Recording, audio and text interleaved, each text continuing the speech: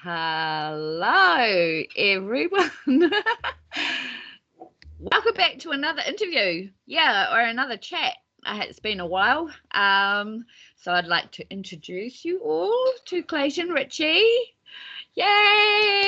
Yay! All the way from Australia. Yay! G'day all. Lovely to have you. Lovely to be here. Yeah. Wow. So you've been a busy man. I have. You It's good to have have. rest every now and then, but no rest for the wicked, as they say. You have your fingers in all the pies. You're a filmmaker. You're a ghost investigator. Oh my goodness. You have just, well, producer. yes, Yeah, producer, director, script writer. Oh my goodness, the list goes on. And a music video person. Oh, yeah. Yes. Add that to it, yeah. Yes. Does it ever stop? Occasionally. Well, I went to Sydney. I didn't have my computer with me, so yeah, it stopped for 2 days. Oh, that was good. That's really good. Yes, and I'd like to pay honour to your little dolly behind you. We know she's where is she? There. Yeah. What's her name again? I don't know. I can't remember her name. How about it? How about the viewers tell us what her name is? Come up with a name. She's been in Playtime. She's been in Undying Love. Every other movie I make, keep an eye out. She's going to be there. Yes, keep an eye out because she's in some really nice random places. There's one thing you didn't mention: the YouTube channel called what is it? Yakkin with the Dead. Yakkin with the Dead. Yakkin with the Dead. If you look on every episode of there, you'll find her. I know. I think you found her hiding behind a tree once. There's one that she actually slid down a slippery slide. Oh, wow. Yeah, it wasn't caught on camera, but damn. Where she was sitting on top was caught on camera. Where she was sitting down the bottom was caught on camera when we were running away. But that's more of a parody of the ghost hunters because we're real ghost hunters and we don't like these people getting money from their viewers saying, "Oh, poor us, we're getting haunted and so forth. Send us money." We don't like those guys. Yeah, we're in it for the fun. Well, we're in it to prove that spirits are real, so ghosts are real and so forth. But we proved it maybe a couple of times, but that's about it. Yes. Honestly, ghost hunting is so boring. Yeah, I suppose it's like hours and hours of work and yeah. And then So what got you into like the paranormal? Because it's basically what you do, isn't it? In lots of ways, like in your films and stuff like that. So well, the paranormal for real, not from movies. Yeah. It actually started when I was about 10 years old. I got up had my room was opposite. You got a hallway here. My room was here and the bathroom was here. And one night when I was about 10 years old or so, I had to go to the bathroom during the night. So I looked up, as I always do, look up the hallway, make sure nobody's there. When you look up the hallway, you could see the table and chairs there. I could see the chair. One of the chairs was pulled out and there was somebody sitting in there, sitting in the chair. All I could see was a dark figure. I had no idea about ghosts or anything like that. So I checked my parents' bedroom. For once in their life, they actually had it locked. The door was locked. And I don't know why. So consequently, being 10 years old, I really need to go to the toilet. So here I am standing there going, looking behind me, trying not to miss and so forth. And finished. Walked back out, looked around the corner. The figure was gone and the chair was pushed in. And basically it was run to my room under the covers, and I think not long after that I actually fell asleep. So, and that was the first instance of the paranormal. And we've definitely had a few instances after that. Yeah. Oh no. Yeah, I grew up in a haunted house as well. Oh, that would be so cool. Yeah, no, it's not. It wasn't. I looked back now and I think, well, that's pretty cool, but pretty terrifying at the same time. Mm-hmm. Yeah. It can. So, Yeah, yeah, definitely. I always like to see why people have an interest in that sort of thing. Yeah, it's really interesting, especially when, children get to see, well, they can see all that sort of stuff, and animals, of course, your pets can see that sort of stuff. So, Oh, yeah, apparently, yeah. We did actually do one. We went to somebody's house to help her out. She didn't like going in the backyard for some reason. She figured something was in the house. She's if she watches this, you'll know exactly who I'm talking about. She's a music teacher.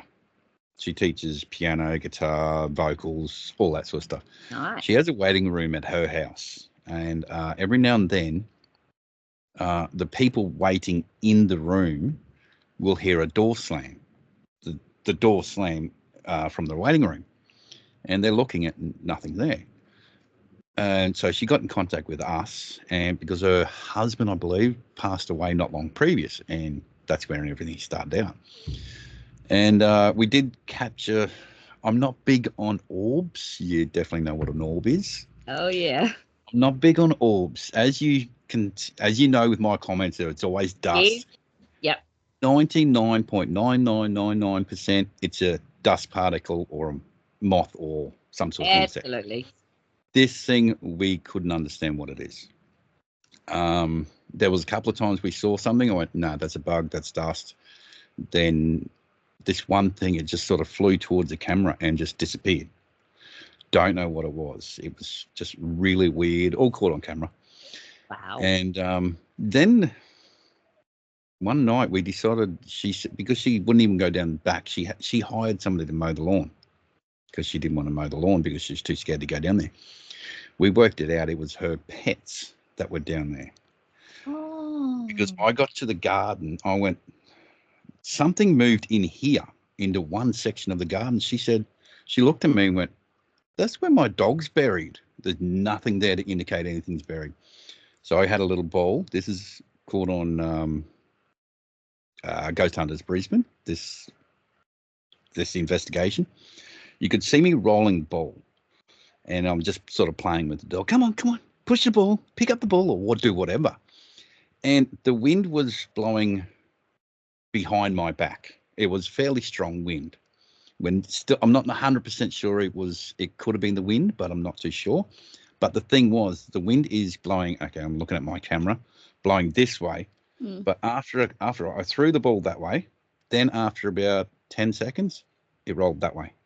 It rolled against the wind because I'm pretty sure, if I remember rightly, you can actually hear the wind, but the wind is blowing that way, but the ball rolled that way. Wow. It could have been just sitting on a bit of blade of grass that after that 10 seconds just rolled backwards. But we don't know. You never know, do you? But ever since we've been there, she said she's had no worries of going down there. And I said, every now and then, go down there and say hello to them. That's probably what they want, is just you to say hello to the animals. Because apparently there was a dog and a cat down there. And she said, no, never had I talked to her a month afterwards. She said, no, nothing down there. Wow. And I said, do you go down there once a week or once every fortnight? Yeah, I'll do that. So maybe we solved her problem. Yeah. Hey, I never thought about it like that, because you bury your pets in the backyard and yeah. Well, we never actually thought of it, but I thought, give it a go, see what happens. I've got this little plastic ball with a bell in it, and yeah. It's so interesting. Seems to work. Yeah. Oh, cool. Yeah. Yeah. Wow. So let's dive in and talk about our collaborative effort of undying love. Wow. Yeah. Freaking congratulations. Thank you. Congratulations on the writing. That's what actually got me interested, was your writing.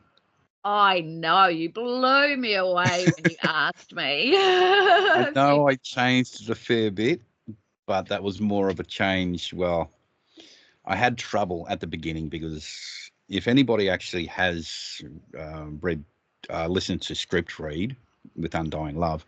Yeah, I'll put It starts all off of as your links down in the description so everyone can go and have a look at all your channels. So thank yep. At the beginning with your writing, with your script, it started off as a little boy, and Lilith was underneath some rubble. Now, come 2 weeks previous to the recording, I realised that I've got this cool light ready to be painted.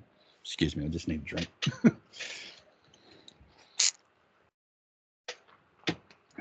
I've got this cool light that need to be painted. Somebody actually said, yeah, I can paint it. They're actually a set designer, and never got around to it.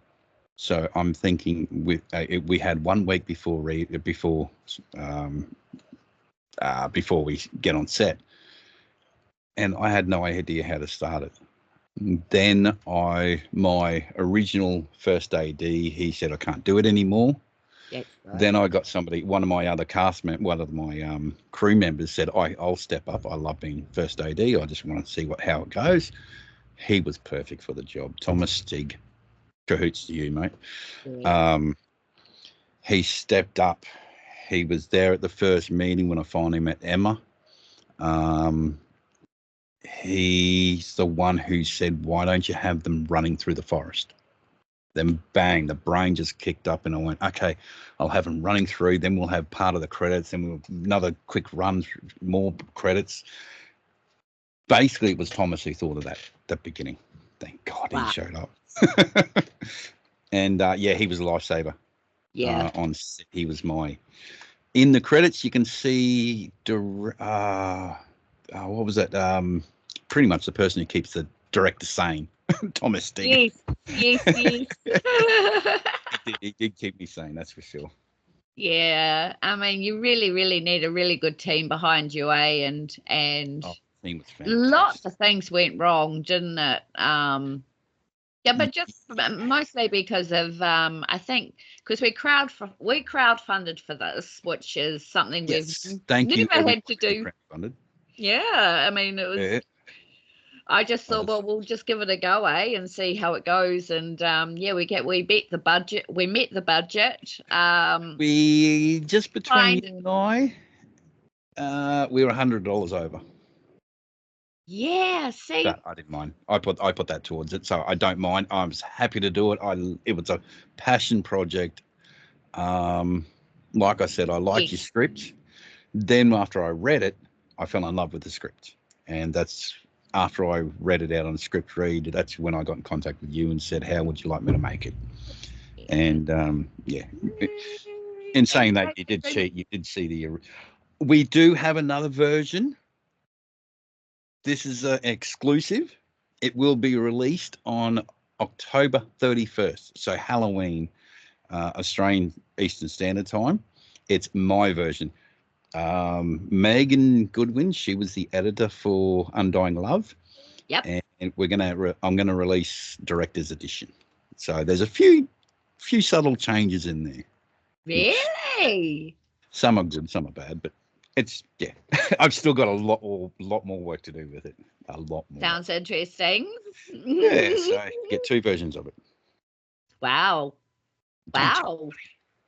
That's amazing. What other little secrets have you got there? No. But I think that was a learning curve. I think when you have to crowdfund and stuff like that, I mean, our budget was so small. Tiny. Yeah, I think, but the thing we learned was that the currency between countries and the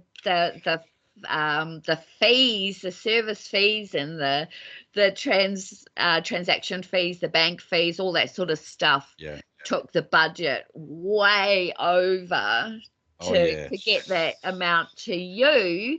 And it's like, I think people need to really research when it comes to, but I mean, that was such a tiny budget, so that's okay. But when it's a bigger budget, we see people using Indiegogo and other platforms like that. There's other ones as well.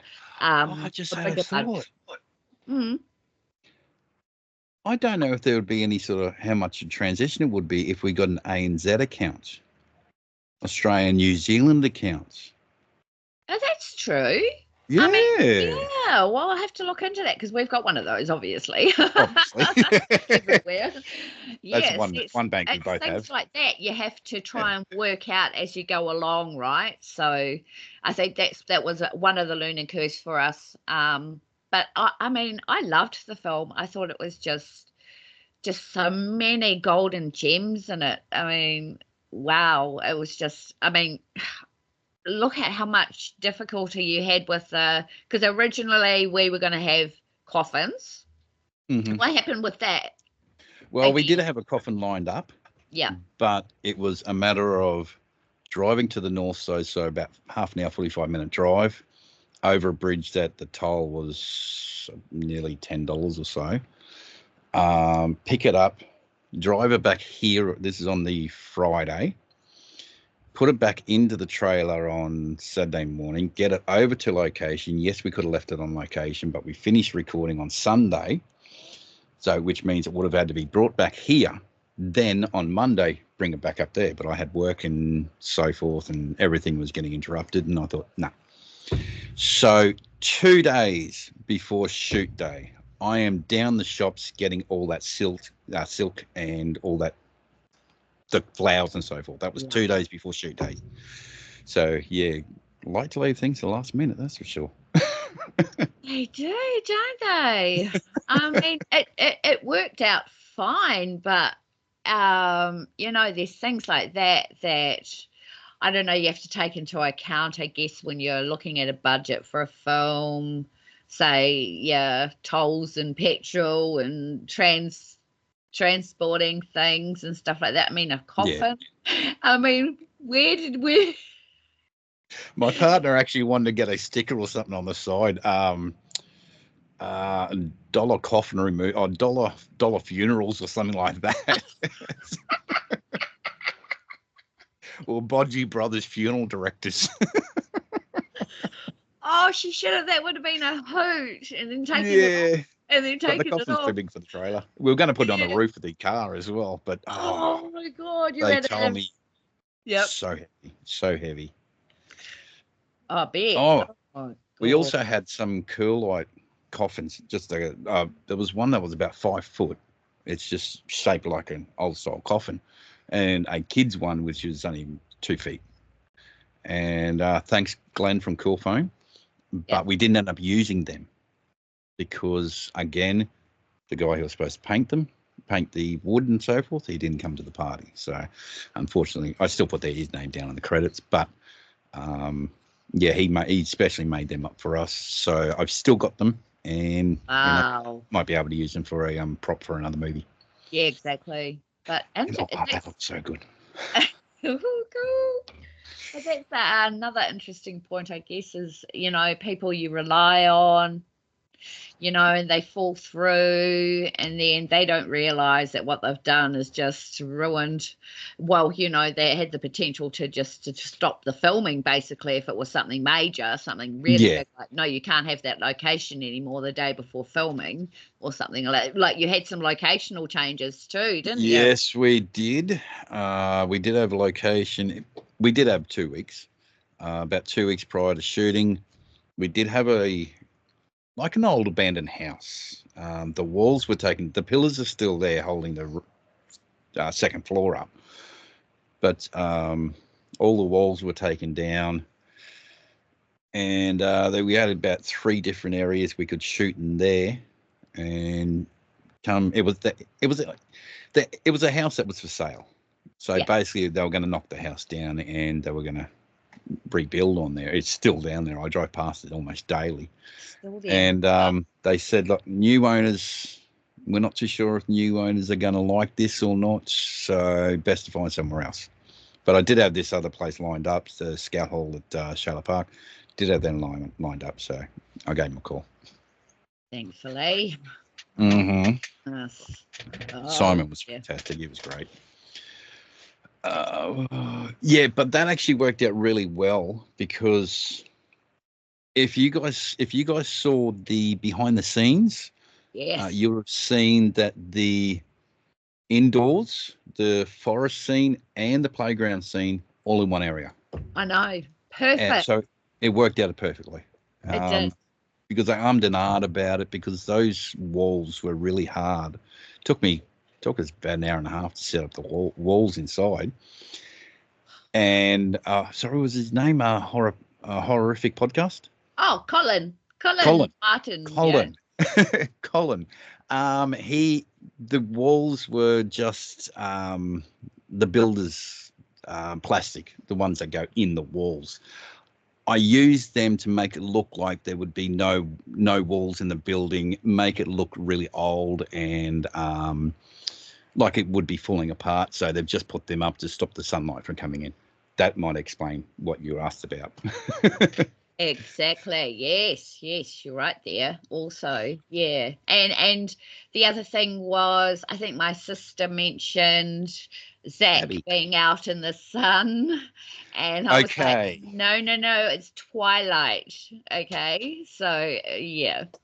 Okay, we do need to talk about that because if we, like we talked before we came on, started recording, if we can get funding for a sequel, that will be explained. That will be 100% explained why he could go in sunlight without burning up and so forth. Or turning all sparkly like my little. And putting too much makeup on like Twilight. Yeah. Oh, you're a Twilight fan. Does she not know? I'm obsessed. Everybody knows I'm obsessed with Edward. Oh, okay. Team Edward. Yeah, Team Edward. Excuse me. Oh, funny. I am Team James.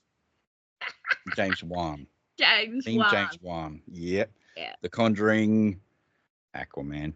The Grudge. Yes. Oh, he's an amazing filmmaker.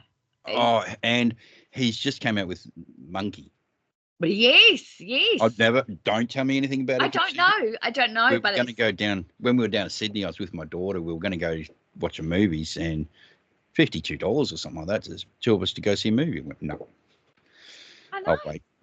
We can wait. And that's not even food included, right? Popcorn and that. Oh, no, that was nearly $100. Blooming heck over here. Really? Yeah. Wow. Yeah, it's shocking. We can go down the road down to Capella, Alex Hills, and get $11 films. You watch a movie for $11. Yeah. Really? Big difference. Yeah. Wow. But that is a 40-minute drive for me too. Yeah, so that's the other thing is what these mainstream horror, like you just mentioned James Wan and his wonderful creations and stuff like that. I don't know. So he's one of your inspirations, is he? What about? Definitely. And are the other ones? I mean, Blumhouse Productions is pretty good. Who's that? Which one's that? That's Buffy. Buffy. Buffy the Vampire Slayer. Hey, Buff. Hey, mate. Hey. Say hello. Hello, sweetie. Where'd she go? She's right behind you. You're sitting down. You're a good girl. Oh. You want to say hello? Say hello. Hello. Say hello. Oh, you know what I love? Blue healers. The blue healers. My dad was big on blue healers. Oh, hang on. Oh, gosh. What?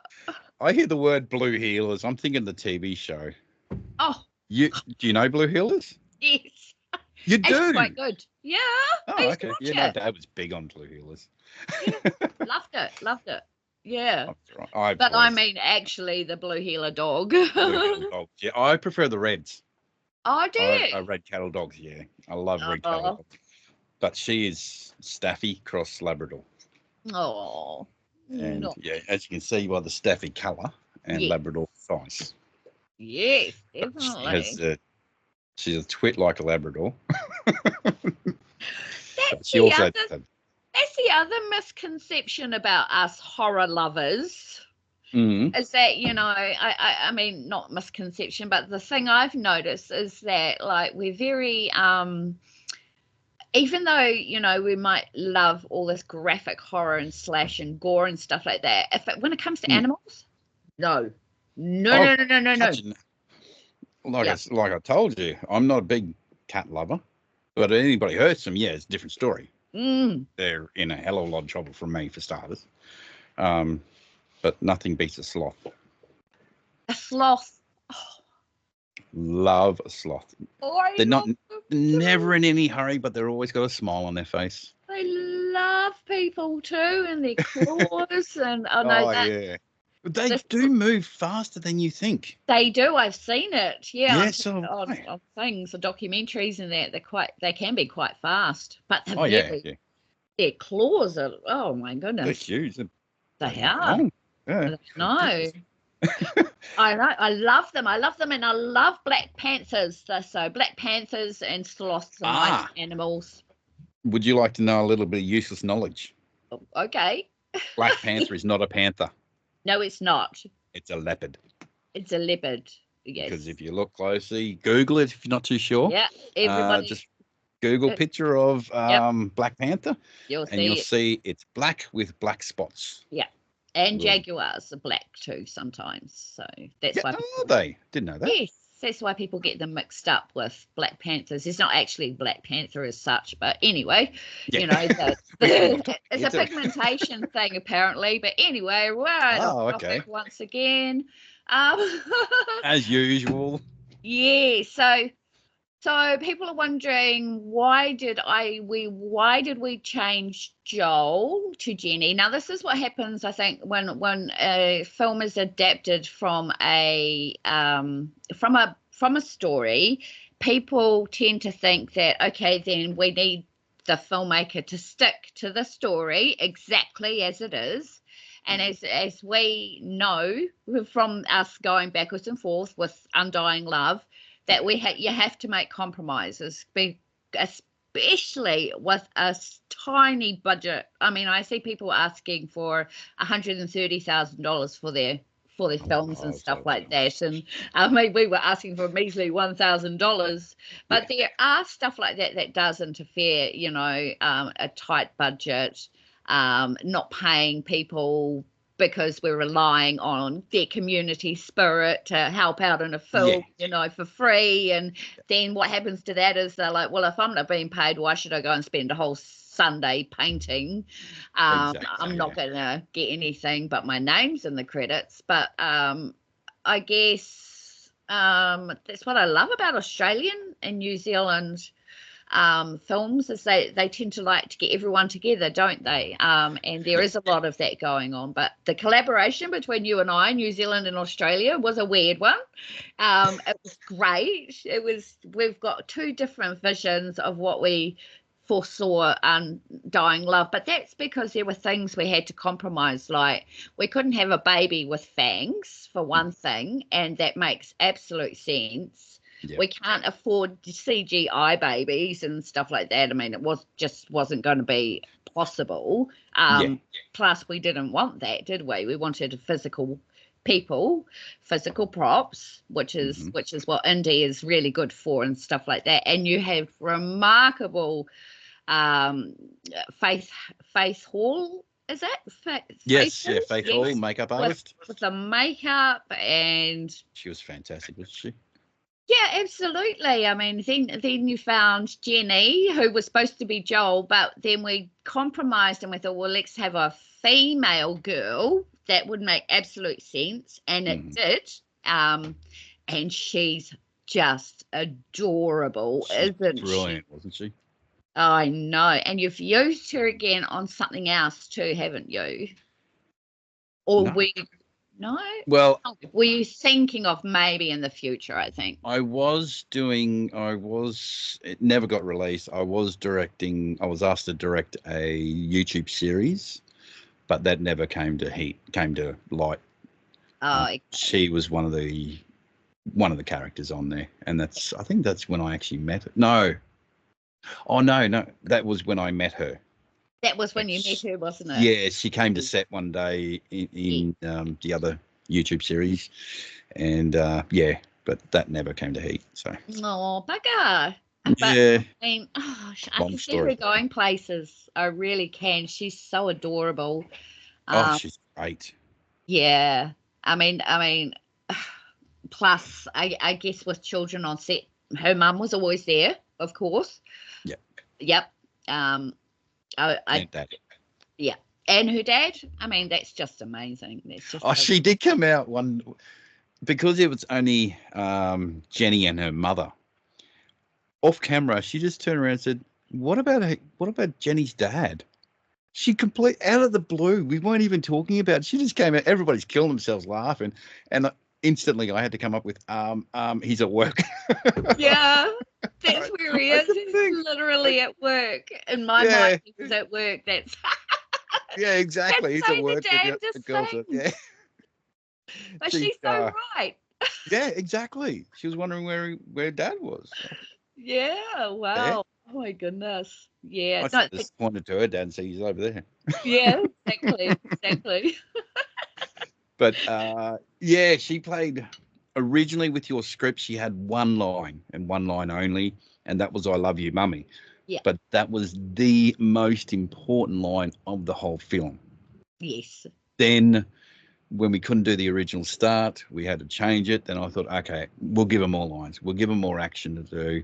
And that's when we threw in I think, did you have the playground scene originally in the original script? No, not a playground. So they were just on the deck eating lunch. That's right, yeah. Remember? And you actually found a deck? Yeah, I found the deck, and that's where I found Zach. Yes, because I'm talking to Felicity, the lady who owns the house and where the deck was, and next thing you know, her son comes out, and I'm looking at him going, has he ever acted before? She said, yeah, a couple of times, but as a backup. I said, do me a favor, say, what was the line? I can't remember what the line was. World or something. Oh. No, I didn't add that part in till later because that wasn't even part of the script either. No, I changed it a lot, didn't I? Now I'm thinking about it. No, that's what happens. Yeah, I got him to say something or other. It's me, Zach, your neighbour. That's right. And I said, I'm looking at him. I'm going, you got that monotone I'm looking for. And he's not an actor. He's done background work, but that's about it. But he's never been a main character. Yeah. I think he did well. For somebody who's not an actor, I think he did well. But also in saying that, we've got Zach, which is Hunter Linden. He's never acted. Then we've got Emma, not Jenny, Lilith, who's Emma Louise Barber. Yep. Zach's, I keep saying character names. Hunter's never acted. Emma's only acted in plays and stage work. So I had to bring his acting up to here. I had to bring hers down to here. It didn't always come off the way I wanted it. But like, what did you do to my baby? That I wasn't 100% happy with that. But I should have, if we had more time, more budget and so forth, I would have spent more time with her to bring that down a little bit, bring the acting down a little bit. But for stage, it was absolutely perfect. But personally, I think she did absolutely fantastic job in what she did. 100%. Yeah. All three of them. I mean, when I first saw Zach, I was just like, long hair, pale, what? You found the perfect vampire. Yeah, that's what I thought too. Because I saw his hair, I said, do me a favor, turn around, because I saw his hair was tied back. Oh, no, it was loose. I said, turn around. Oh, no way. I was actually going to put a wig on him, a longer wig, but then budget No. again. Yeah. And luckily the budget was nearly dried out by then. um, but Wigs yeah, aren't cheap. Wigs aren't cheap. I could have picked Proper up wigs. $30. Yeah, well, there you go. That's still on the budget. But I mean, no, it worked out perfectly. Yeah, absolutely. So, no, I congratulate you on that. Absolutely. Yeah, no. I mean, you had a lot. You had a lot to overcome, I guess. To get it to where it is, and Definitely. yeah, like Clayton said, we might have something else brewing in the background. Yes, so we'll have to keep an eye on that. And well, we've got you and I have to talk about that. Yes, we will. Should we mention should we mention it? Yeah, absolutely. Okay.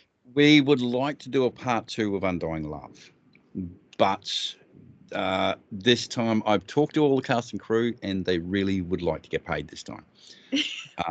I can understand because Emma, she drives an hour and a half, 2 hours to get to here, down to where I live, down near me. She lives anybody who knows this area, she lives in Toowoomba. We record in Shayla Park, so Brisbane. So that's about an hour and a half, 2 hour drive. She came down twice for auditions and 3 days shooting. So she came down 5 times and that was all her money. She put all that fuel in the car, all that sort of stuff. Adam, who was the DOP, the photographer, the cameraman, he just forked out $500 for a gimbal. Excuse me for a sec. Yep. Sorry. Occasionally do that. We'd really like to pay the actors this time. Absolutely. And because they did such a great job last time, I really want to give them something for it. And Emma and Aaliyah, they are both professional actors. They've been I'm pretty sure they've been in big things. Yep. Like Emma's, she's been on stage a few times, and Jenny, I think she's been in a few things. Not Jenny, Aaliyah. That's been in a few things. Yeah, Aaliyah. She's been in a few things as well. So I'd like to pay them. The gaffer, one of the gaffers, I'm not going to mention the movie, but has recently been down to Gold Coast working with Jack Black and Paul Rudd on their latest movie. Not allowed. I don't want to say what movie it is, but they're professionals, so they do need to. I'd like to pay them as well. Yes. So we've worked it out. The budget we would like to reach one day is about $6,500. That will cover everything. The fact that we only had $1,000, we could only afford sausages, bread, and onions for this cast and crew for lunch. Yeah, I'd like to give them something more than that, like get a catering truck or something like that, and whatever. Yeah. Yes, exactly. And maybe even make it longer, which might be even better. Yes. If we get a 4-day shoot out there, now I have been writing I have started on the script. I think it's bland. I don't like it. I'm not going to say what it is about, but you already know. But I don't like it. So what I'm going to propose is, because as Del and I have already talked, she wrote the first one. I was going to write the second one. She was going to write the third. I was going to write fourth. And I don't like the way I've written number 2. Somebody else might read and go, yeah, that's fantastic. But personally, I don't like it. I feel it's just at that level. It's not up and down. It's not up and down. It's just pure level. And I don't like the way I've written it. Once I change it a bit, get up to the 5th or 6th draft, yeah, it might be a different story, but I don't like where it is now. So I'm thinking maybe you can keep writing. Yeah, well, you better send it to me so I can have a look at it, please. Yeah, it's only on a piece of paper at the moment. It's not even on hard drive or anything like that. Oh, that's how cool. Yeah, I did that on the plane down to Sydney, and down at Sydney when I was doing nothing. I actually started it. I'm just training for my forklift, get my forklift ticket. And I'd finished what I was doing, and I just, bang, something hit me and went, bang. I didn't have a piece of paper and pen, so I grabbed my phone and started typing. And I knew exactly how I wanted to start, and I just kept on typing until they said, come on, we get up to the next part. And that's how it started. That's generally how I write all my stories. I could be doing something and bang, something just pops in my head. Yeah. See, that's why I say to writers or people who want to be in writing or whatever, you've got to have a notebook on you or something, just so that when you don't. 100%. Yeah, because you could be out anywhere and see something happen and think, oh, that would make a great story, and then you can just write it down and you don't lose it, Yes, So yes. yeah. Or even another way of doing it, get your voice recorder on your phone and just tell it. And then that does make it harder because you've got to transfer. I suppose these days the AI could transfer voice into typing, couldn't it? Into words. Of course it can. I'm sure it can do things like that. It can probably read your mind and do it like that. No. Well, wouldn't read too much, to be honest. Yes, this AI business. Oh my god. Oh God.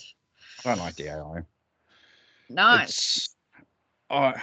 You just don't know what's real and what's not anymore. It's just crazy.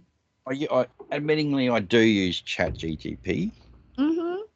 But I mean, I could write, which I have done. I could write an 88-page script. But you asked me to write a synopsis or a log line for that? Yeah.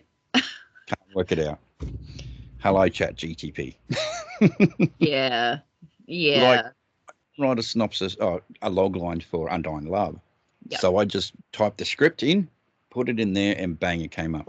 And it took about 2 or 3 times, but eventually I got to what I liked, because I was trying not to give away that they were vampires.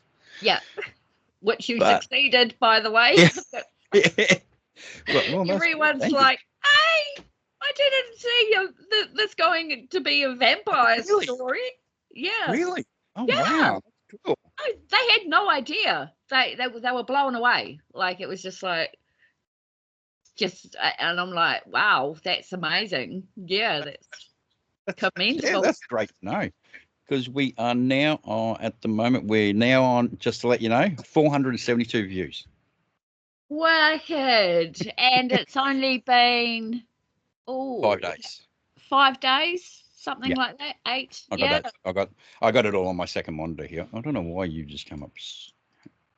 Okay, you're on. Okay, that's weird. It's amazing. You've passed. I'm not happy. You passed playtime. Oh, not happy. It's the we. Hey, all I did was write the story, dude.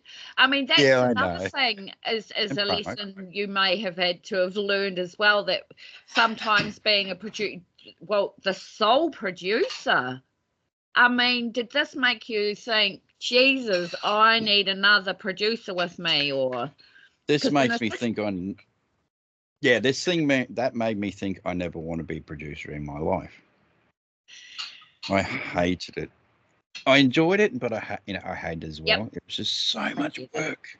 And the stress, right? Because I mean, sometimes I just, my heart went out to you when I heard, another thing's fallen through, and it's like, I was crushed, thinking you're over there doing all this, and you're actually doing the whole entire thing by yourself. I mean, you had to find the cast, the crew. Well, once I found Thomas, I wasn't by myself. Yeah. Thomas was fantastic. He was there helping me with the set. Yeah, he was there helping me with the set. He helped. Well, everybody helped pull down the set. At the end of the day, it was just basically straight down. Wow. And it took us an hour and a half to put up the set, because we had to change it on day 3. On day 3, we had to change it.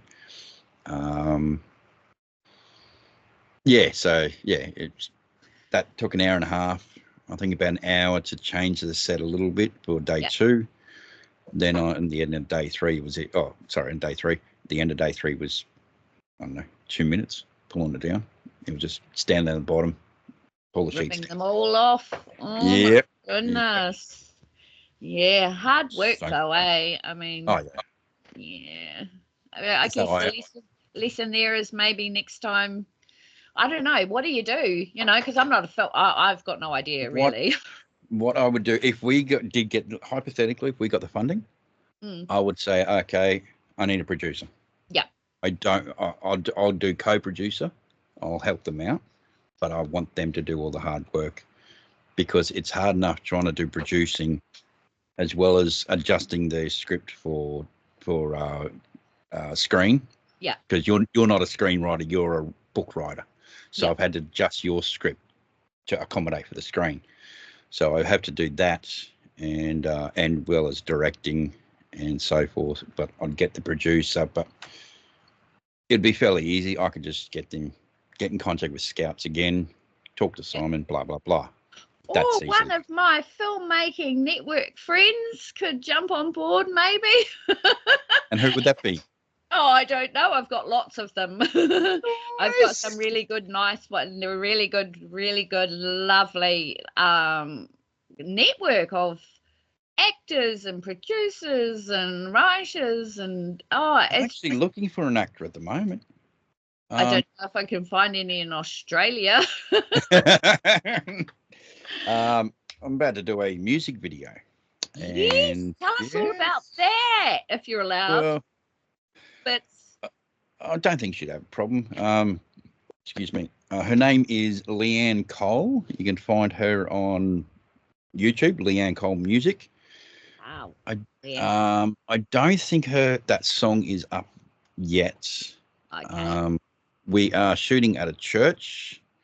It's basically, it's not a religious. She's not religious. I'm not religious, but she hit me up and said, "Have you ever done a music video?" I said, "No, never." And she said, "Okay, we got funding for it." And I thought about it before I sent her back. I said, "Okay, a music video. What is a music video? A short film. It's a short film, and every now and then throw her in there playing the guitar or whatever."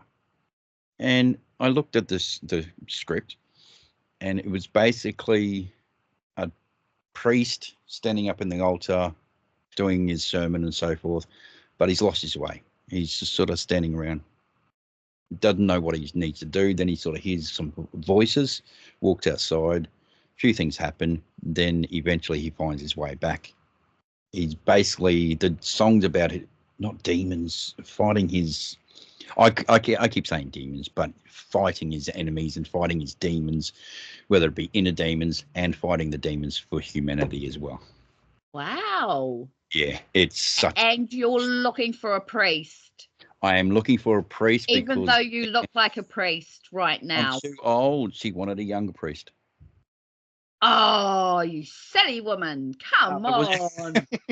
I was trying to get Matthew Keating, from the one who played Shane in Playtime. Oh, yes. We're not too sure. I think he's thinking about it. But I might have to hit up Leanne, because he is actually a professional actor. He's been in a few movies. If anybody's seen Underbelly, Underbelly's side quest, so to speak, it's called Squizzy. He was a detective in Squizzy, the TV series, yeah. And he said, "Yeah, I'd prefer to get paid for this one. Volunteer stuff doesn't work." No. So I've got to hit up Leanne, find out how much he would like to have and how much he needs and so forth. We may be able to get him in budget.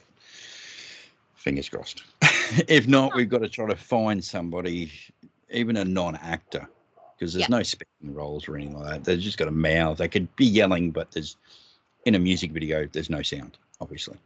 Well, you can recruit someone off the street for that. Exactly. But there is acting in it. There is strong acting in it as well, because at one stage he's down on the ground, holding like this. I'm going to do a quick, like a 150 speed, 150% speed, and he's banging the ground and so forth. And all of a sudden he starts looking up, and that's when he gets struck by lightning.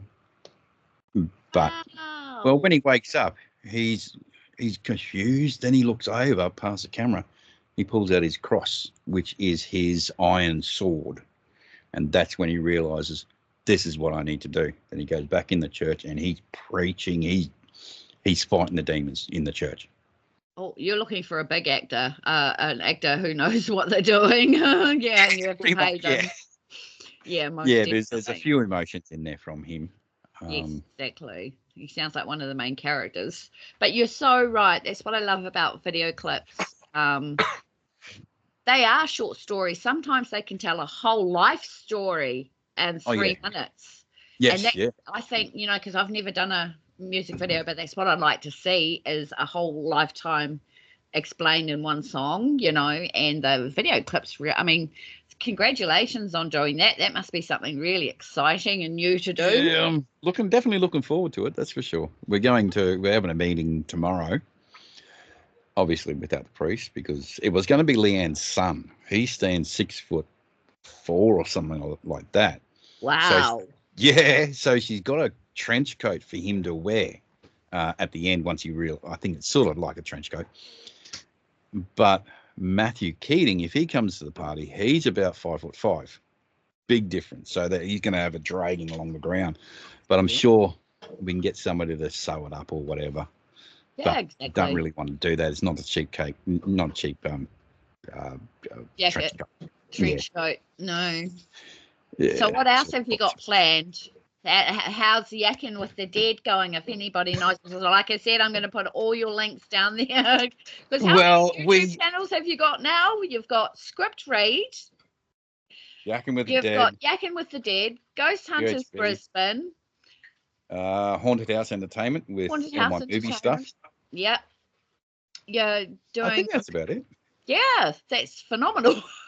We still haven't found Barricade. Help us find Barricade. We don't know where he is. I'm so worried about Barricade. I hope he's okay. Oh, so am I. I haven't heard from him since. Oh, but gosh. I'm going to go back there. I'm going to go back there by myself and try to find Barricade. Sorry, just getting it. You're an idiot. Don't do it. If you guys haven't seen it, Haunted House, not Haunted House, Yakkin with the Dead. Oh, what's the name of it? Give me a moment. I can't think of it. Spalding Gate Park, and revisiting Spalding Gate Park, then found footage. Spalding Gate Park, we're searching for a Dybbuk box. Yep. Then the Dybbuk box is actually protected by the dog man. And on part 2, I'm not going to say exactly what happens, but we find the Dybbuk box and all hell breaks loose. Then the found footage. It's found. Yes. It sort of explains what happens. Very, very, very, very crazy.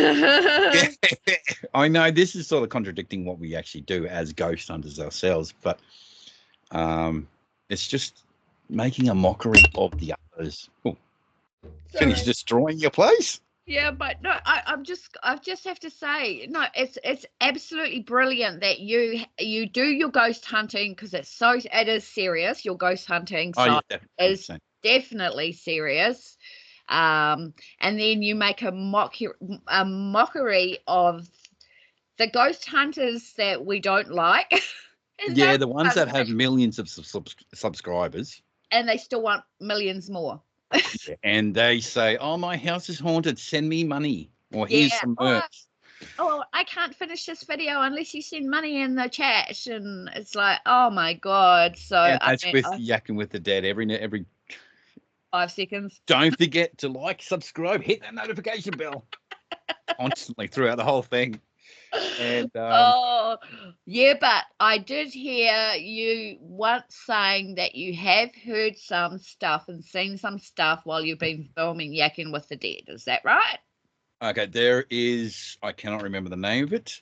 Okay, I'm just gonna open it up on my other screen. I'm just gonna move you out of the way. Yeah. We'll put YouTube over there. You're back to full screen again, and we'll go into. Sorry, just entertain yourselves while I find this. Yakkin with the Dead. Open. And it's basically we've gone to a location, haunted location, which actually is haunted. It's a haunted location. You will see it on Ghost Hunters Brisbane. We thought, wonder what would happen if we just make a mockery out of ghost hunting in a haunted location. We thought, why not? And yeah, excuse me. There it is. Demon Caught Under Bridge. Yes. That's the one. While we're doing the intro, you can actually hear movement near the camera. Now, if anybody actually watches Ghost Hunters Brisbane, that is actually Ghost Hole Mine at Mount Cootha. And right up the top, we've actually done a video up there, and we've heard on the actual... Oi! That's the other dog. Wombat, that was me, you twit. They gave me a jump scare. Me too. Wombat. Yoo-hoo. Yes, Wombat. How Aussie name is that? Wombat. Wombat. You named your dog Wombat. No, Belle named her dog Wombat. Oh. I want to name her Yes. something. Yeah, we heard a knock on. I'm not doing it again. We heard a knock on the bridge, and that was actually caught on camera for Ghost Hunters Brisbane. And this night for Yakkin with the Dead, how we're making a mockery of it, we're hearing movement near the camera for the intro. And there's a section you can hear with the intro again. There's a section you can hear me go, "Did you hear that?" And Troy's going, "Sorry, Barricade is going, yeah, I heard that too. I actually did hear something in there." And that's when I actually walked off camera. Because I heard it. Yeah, you did hear it, did you? Yeah, and I saw you react to it. So I knew it was real. Oh, no. Yeah. Well, sometimes you don't know. No, because you say things that we know it is real. What is it?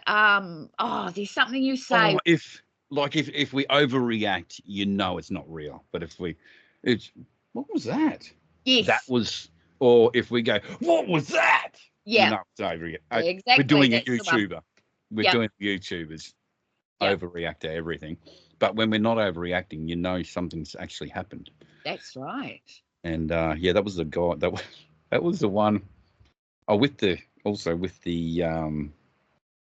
scenarios and the locations, we make that up as we go along. As we're driving down there, we work out where we're going. Then we'll go, okay, what are we going to name this place? We'll name it. I can't remember the name of it. Nookie Hill. Nookie Hill. Nookie Hill. Troy named that when we're near Mount Cootha.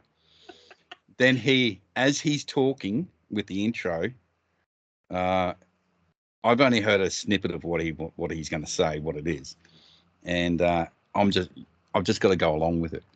Yeah. And the chemistry between us two, I sort of know what he's going to say, and he knows what I'm going to say, and it works out well. But unfortunately, we do have some bad news at the end of Sporting Gate Park 2. Oh dear. Yeah, oh, no. So you've got to watch Spalding Gate Park 1 and 2, and then you'll know what the bad news is. So, yeah, I'm going back to... Oh, God. I'm going to go back to Spalding Gate Park and do maybe two more videos there. Oh, man. But you've got to watch it to know what I'm talking about. Oh, absolutely. So, like I said, links in the description. But, I mean, you're so brave. You guys... you're so brave. I think ghost hunters are brave as hell. I've been asked if I want to go on ghost hunts, and I'm like, no, no, thanks, because something probably attach itself to me, knowing me. Yeah, I've had that a couple of times. Yeah, and it's not nice, is it? It's hard to get rid of. Sometimes it is. Okay. Honestly, I did have a lady connect herself to me. She was really lovely too. And she, other than my mother, she helped me actually get out of, there's a big thing, everybody, for me to say, out of depression. Wow. I sunk in a really, really low spot about 3 years ago. My mother she mainly helped me get out, but Maggie was another one who helped me get out of depression. When I was Beanley Historical Village, have you seen that one? On Ghost Hunters Brisbane, GHB. I probably have. I think I've seen all of them. There's two parts of that one, but that one, wow, that is very haunted. Carol House is very haunted. Yes. Carol House, yes. You did two series on it. Yes. Yep. And that one was, that is very haunted. We have been attacked there Troy and I both have been attacked. That was where we were doing the tours. Okay. They weren't usual ghost tours. Here's the equipment. This is how you use them. Go for it. At the beginning of the night, we stay outside. And I'll give you a quick instance. Yeah. One lady and another guy went in there. She was recording. We locked him inside. And as she was recording, he turned around and said, "What are you still doing in your house?" In my house. He was so disrespectful. Now, sorry, Seg, if you watch this, he'll know. We were doing a sensory deprivation, which, if you don't know what sensory deprivation is, we got headphones. Somebody's got headphones on listening to a spirit box, which I'm not 100% sure on if they're real or not. But other people ask questions, and the person wearing the headphones, they're noise cancelling. They can't hear the questions. They can only hear what they hear, and they yell at the answers. Every time a lady had the headphones on doing the Esther's method, sensory deprivation, every time he asked a question, the only response he got was, "Watch your step." That was the only thing she got, unless actually a female came over the headphones and said, "Watch the stairs." And that's all he got. No matter what he asked, that's all he got. Everybody was witness to this. Everybody was on the tour. Wow. Come to the end of the night, because I had to lock up and so forth. So it was basically you shut the front door from the inside, walk through the house to the back door with all the lights turned off because all the lights are at the front. Oh, it's so fun. And walk out the back and padlock back and padlock the back. And just as we were saying goodbye, oh, by the way, how'd it go? How'd you go down the stairs? He looked at me and went, "I was pushed. I twisted my ankle." He twisted his ankle. I saw him walk off. He had a slight limp. He said, "You guys aren't in trouble. My fault, 100%. From then on, the number one rule was respect. If you don't respect the spirits that are in there, one in particular, not us who's going to punish you, he is." Oh, dear. I have some scary stories with that house. Oh. Yeah, might have to, it'll take an hour or so of me telling you the different things that have happened in there. We might have to write your biography, Clayton. Me getting possessed, Troy getting possessed. When I say possessed, I don't mean Linda Blair head spinning projectile vomit. I mean not being able to move, wanting to. At one stage, Troy had a look on his face. Katie Harvey, she's a investigator, an Australian investigator. She brought her crew one night, and she couldn't believe what was going on in there. At one stage, I was in one room, Troy was in another one. He told me this. He was standing in the doorway. One of the girls got shoved up against the wall in the hallway. He's like this, with a smile on his face. Troy would not hurt anybody. Wouldn't harm a fly. Well, he'll harm a fly, but anything bigger. And he said the only thing I could think of was, I wish I did that. Yeah. Oh, that's not his thinking. Meanwhile, while this is going on, one of the guys from Katie Harvey, he was looking at Troy. He's looking above Troy. There was a 7-foot shadow figure behind him. He looked at Troy and said, "We got to get you out of here." And Troy didn't even respond. Got him out in the front veranda. I did not know all this happened. I walked outside. He was standing in the front veranda, hands like this on the railings. I said, "Troy, you all right?" And he just looked at me like this. Oh. He said, all I thought of was hurting you. I wanted to beat the crap out of you. I was angry. And eventually the other guy took him downstairs because I took steps backwards back inside the house.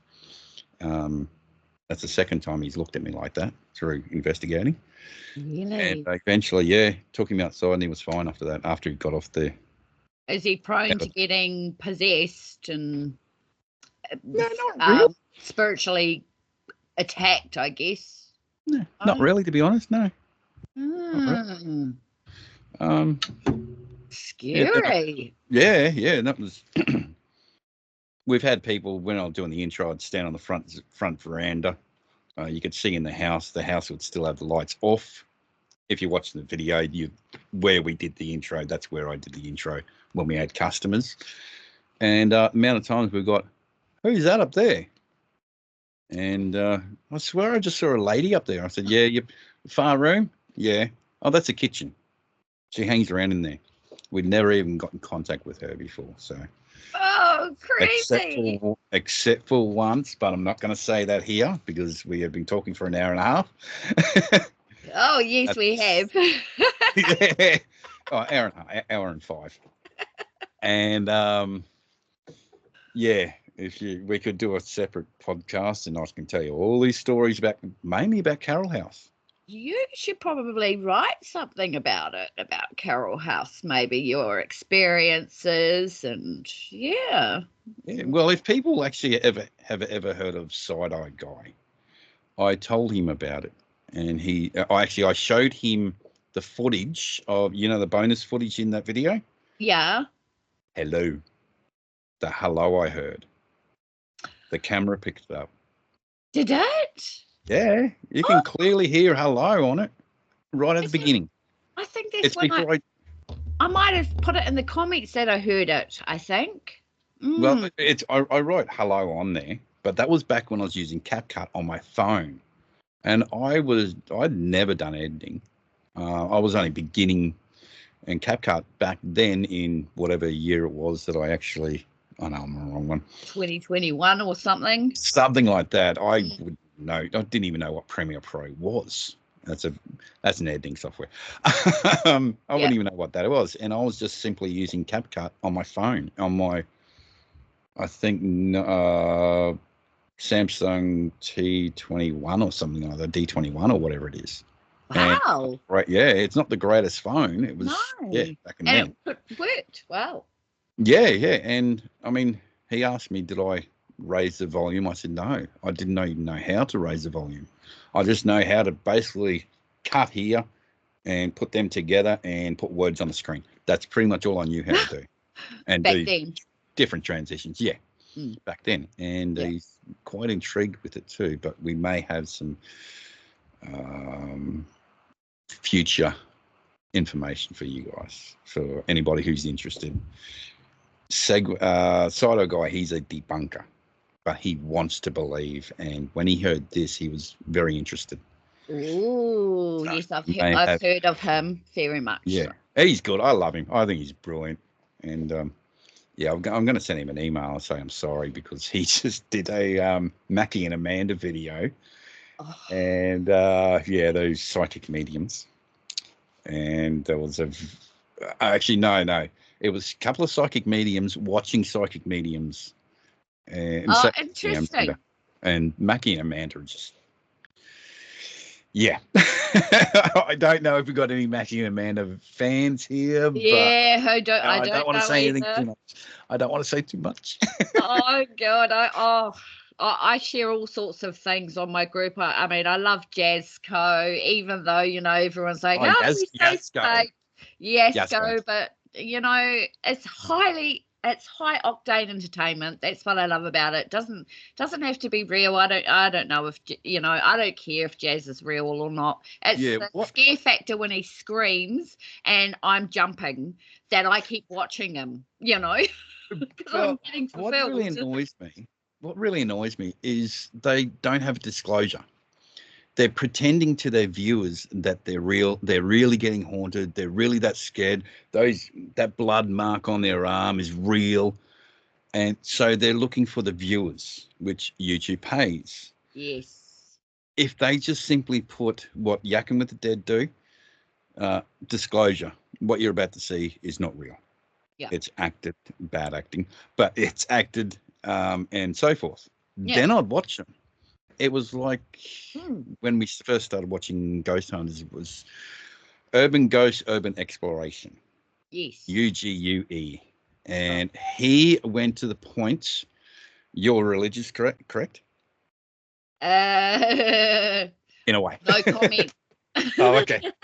I'm a Jesus lover, put it that way. Okay. Well, he would go to the point knowing what they're about to do is 100% fake, every time before he goes in the house, he would pray to be safe.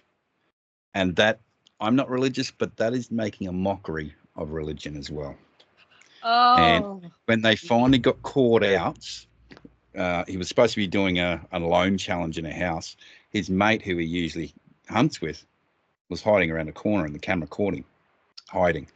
Oh, he was only there to check on me. This is what they were saying. He's only there to check on me. Hang on. If he's only there to check on you, why is he hiding? Why is he hiding from the camera? And eventually okay, we get it. We've been caught out. Yes, we've been faking all these years. I'm leaving now. The other guy's still doing it, apparently. Yeah. They went from something like about 500,000 subscribers to about 20,000. They dropped something chronic because they weren't honest. And you look at these, I'm not going to mention names. You look at these other ones. If they were just simply honest, but the thing is, if they were honest, they wouldn't have 1 million subscribers. Look at us. We're honest. We've got, we're honest, and we have a whole, not 240 views, but on found footage. But where is it? Wow. Yeah, that one's doing all right, actually. That's doing really good. Where are we? There. Yakkin, your channel. That's what I was looking for. We have a whole 12 subscribers. Wow. Oh no, sorry, that's Yakkin with the Dead. But yeah, and that's because we're honest. We're saying this is only make believe. We're making fun of ourselves. We're making fun of everything. Yeah. Nothing of this is real. Simple as that. Yeah. But I believe because we have admitted we're fake. Yeah. That's why we've only got 12 subscribers. And it's only 6 videos, but still. Yeah, but you're doing something. You're creating. You're using your imagination. You're actually doing it. You're doing what you say you're going to do. Yep, 100% ad lib. Yep, ad lib. There is no script. Yeah, there's no script whatsoever. Even better. Troy basically tells me what we're going to do, and that's it. Or I tell him what we're going to do because I made up the one with the Dybbuk box. Yep. And he made up how it was going to end. Really? Yep. Oh dear. It's so much fun making those videos. Oh, so because originally you were just like ghost hunting and stuff, and then the next minute you're doing a film course.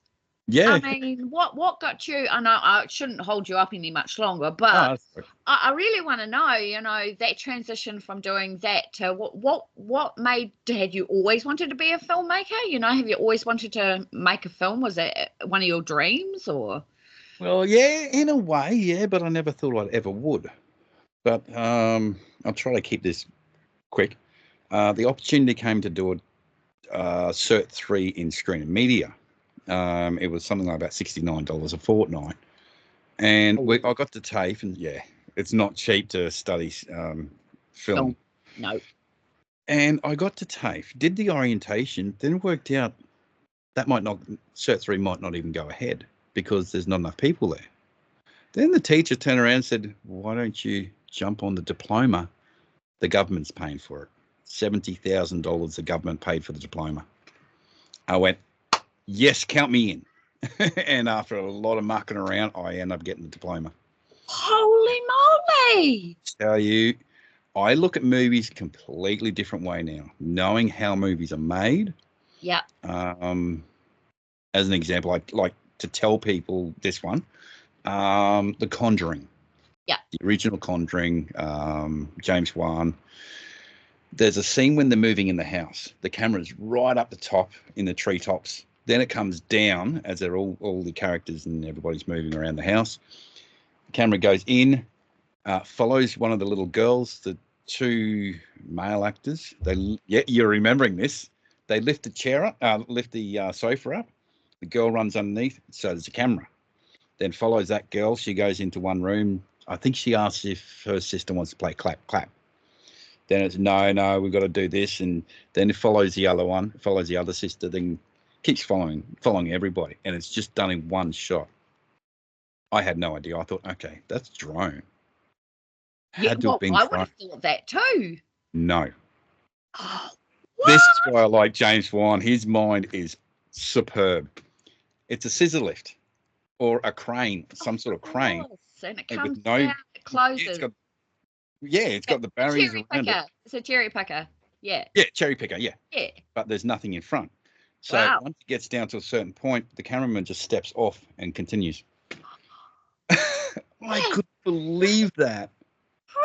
Brilliant. Yeah, that's just James. That's his imagination. That's why I like him so much. And the lighting when they're under the house leading up to the ending of it, where the Warrens are. Oh, that's another episode too. We could talk about the Warrens as well. Oh gosh. Yeah. Yeah. Downstairs.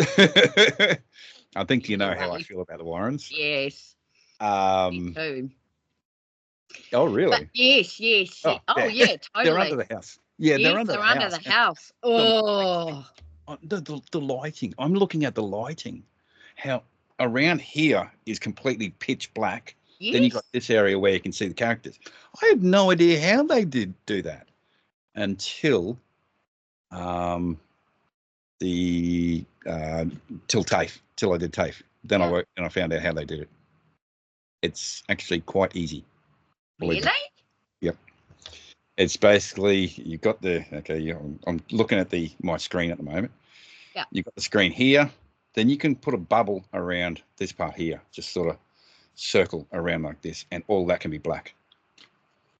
Oh, so it's digitally done. Like you can transition. Not transition.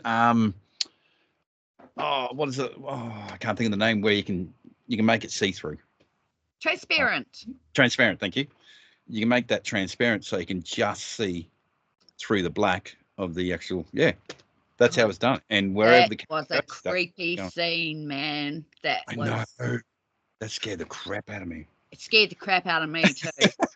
Yeah, but you're so right. Once you know the ins and outs of it, you can see what they're doing, or you can go, "Oh, I know how they did that," and I love that thing. Or I've always wanted to know how, like, what you do in the shadows, how they manage to fly and all that sort of stuff. It's like Colin and I, because we're reviewing. What did we do? We're doing What We Do in the Shadows, Wellington Paranormal, and we've got Wolf Creek this Friday too. Wolf Creek too. Oh, you want me to join in? I know, right? I'll have to get you on there anyway, but yeah, absolutely. So we're doing those, and it's just like Wellington, not Wellington Paranormal as such, but What We Do in the Shadows TV series. They're flying and doing all this sort of stuff and swimming in the air.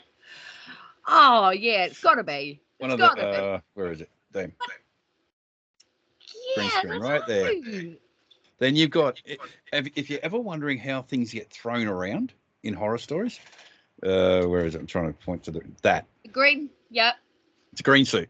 Yes, a green suit. And things, let's just say my drink bottle levitates, or it'll be held like that.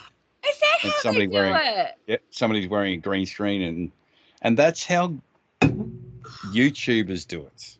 Ah, yeah. Well, those YouTube channels, especially when they're asking for, Patreon memberships, all that sort of stuff. But at the end of the day, if people are stupid enough to believe it, that's a good point. Yeah, exactly, and start paying a premium price for it, get real. Yeah. That's why I like it. That's why I like Side Eye Guy. Don't say the shape. Oh, what's wrong with the shape? I haven't watched the shape, but I'm thinking of Beto. Right. Yeah, those two I do watch. Okay. Because they're honest. They will say, okay. Then if they were wrong, I've seen Beto being wrong. He admits that he's wrong. Sorry, I do apologise. That was blah blah blah. Because he's right in the middle of something at the moment. He did one video on somebody, and they've accused him of so much, saying something about I don't know if you can say this on YouTube, DEATH, how he was apparently What's his name? Beardo. Beardo was threatening this guy, and Beardo's, hang on, this is the video he's talking about. He puts the video up, going, not once did I threaten him. So this guy, this fake ghost hunter, is making stuff up. Oh, Just, no. Yes.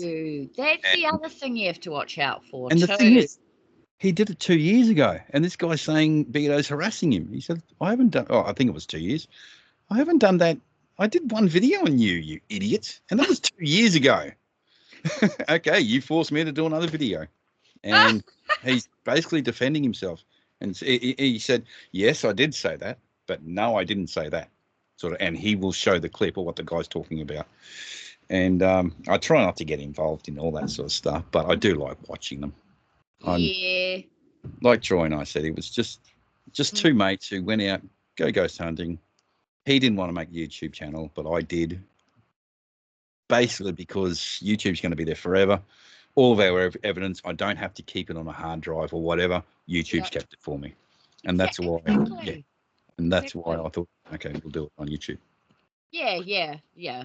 I mean, then there's film festivals and all that sort of stuff you can also look into. But then at the end of the day, it's just like, well, you know, it's there and people can watch it and enjoy it. And that's, you know, it doesn't need to have big awards. It doesn't have to have, you know. Oh, exactly. Yeah. No, exactly. I mean, that's not really what it was. It was more a passion project, wasn't it, really? Oh, yeah, 100%. That's, we just wanted to prove to you, the viewers, and ourselves that if we caught something, there it is there.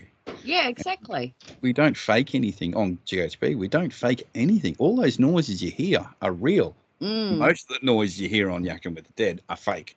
Yeah. But Ghost Hunt GHB, yes, it was 100% real. These things that you hear, we did Ormiston House. Both cameras were set up. One was sitting on Troy. He's sitting down, legs crossed. This is during the day, legs crossed. And you could see me. I've got my camera here. I'm in a completely different room. Then all of a sudden you can see the camera go like this. I remember I sensed something was about to happen, but I don't know what. So I'm continuously videoing. Next thing you know, bang, in the roof somewhere. It was loud. So loud we had no idea which part of the roof it hit. And you could hear Troy yelling out, was that you? I said, no. And we're trying to work it out. As I'm walking around, I hear a dog bark. I had no idea why I heard a dog bark inside, but on the camera, it doesn't sound like a dog bark. And actually, when I walk into the room where Troy was, there was one floorboard that's squeaky. And every time you step on it, you can hear the squeak. Yeah. You could see my feet. I stepped on it. You could hear the squeak. Then I circled it so you can see it. My foot does not move. You hear the squeak again. And we still don't know to that day. And we found out, I told the owners about the dog. She said, oh, that's interesting. Back in the 1800s or whenever, when this house was built, they built a trapdoor to go underneath. And that's where the maids would sweep up the dust and push dust in this hole. And they used to send dogs down. This is a bit sad of a story. Send dogs down to get rid of rodents, snakes, and all that sort of stuff. Yes. A lot of times the dogs don't come back up. Yeah. And she said that is possibly why you've heard a dog bark. It was just one single yap. It doesn't sound like a dog on the camera, but you can hear me distinctly say, that was a dog. That was a dog bark. Wow. And that place was so good. Oh, that was okay. As we were talking earlier, how boring it can be. Yes. I've got footage. We did an overnight there, 6:30 at night time till about, I think it's 6 o'clock in the morning. And I'm just laying on the ground, just we were doing. I was ready to fall asleep. This is what true ghost hunting's all about. Nothing. You can be there for 6 hours and absolutely nothing happened. But while we're laying there, cameras are off and waiting for something to happen. We had a ball on top of the rocking horse that actually gets thrown. It's like somebody just went whack. Wow. Then you can see on camera, we quickly push record because I'm laying down. I heard it going bounce, bounce, bounce. But he said, "Did you knock the horse?" I looked down and went, "No, I'm probably about that far away from the horse." And he's on the other side of the horse, nowhere near it as well. And so we're recording it, and I think he grabs the camera and I showed where I was laying, and it shows that I was nowhere near the horse. And yeah, so this day, don't know who hit it. A ghost. Yes. Oh, we caught the piano getting played as well. We caught this really, really weird hum type sound. We didn't hear it in real time, but it was caught on camera. And I thought to myself, this is at night time, I thought, okay, maybe it's a plane. But they said they're not in the flight path. But I have seen planes go overhead. But the sound goes a lot longer than a plane would. You've got a plane, you could hear the plane on the camera for a certain amount of time. I'm pretty sure I've watched that one. Yeah, it was is it on your channel? Yeah, that's on. Yeah, I've watched it because I've watched all of your ones. Oh, okay, yeah. Well, because it did not sound like a plane. No, that's why I was. Yeah, there was a plane, and then there was something else that sounded like a plane, but it wasn't a plane. Like you could tell it wasn't a plane. That's right. Yeah. Well, that was my first assumption. It was a plane. Wow. Yeah. Oh, if you're not too sure how to tell the difference between a real ghost hunter and one of these fake ones, the real ones try to debunk straight away. They say, "Oh, that was a plane, or that was a tree, or that was I knocked the door, or whatever." Yeah. The fake ones, that was paranormal. I just heard somebody bang on the wall. That was paranormal, 100%. Yeah. And 9 times out of 10, they don't go see what it is because they know it was nothing. No, exactly. You'll see us running. If we hear something, we're running towards it. Yes. Paranormal groups, they don't go towards it. They'll go, "Oh, I just heard a noise upstairs. Okay, let's stay down here instead."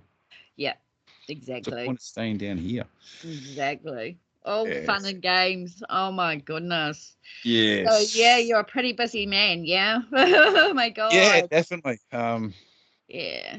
Yeah, I've got the music video coming up. I really would love to work on Undying Love Part 2.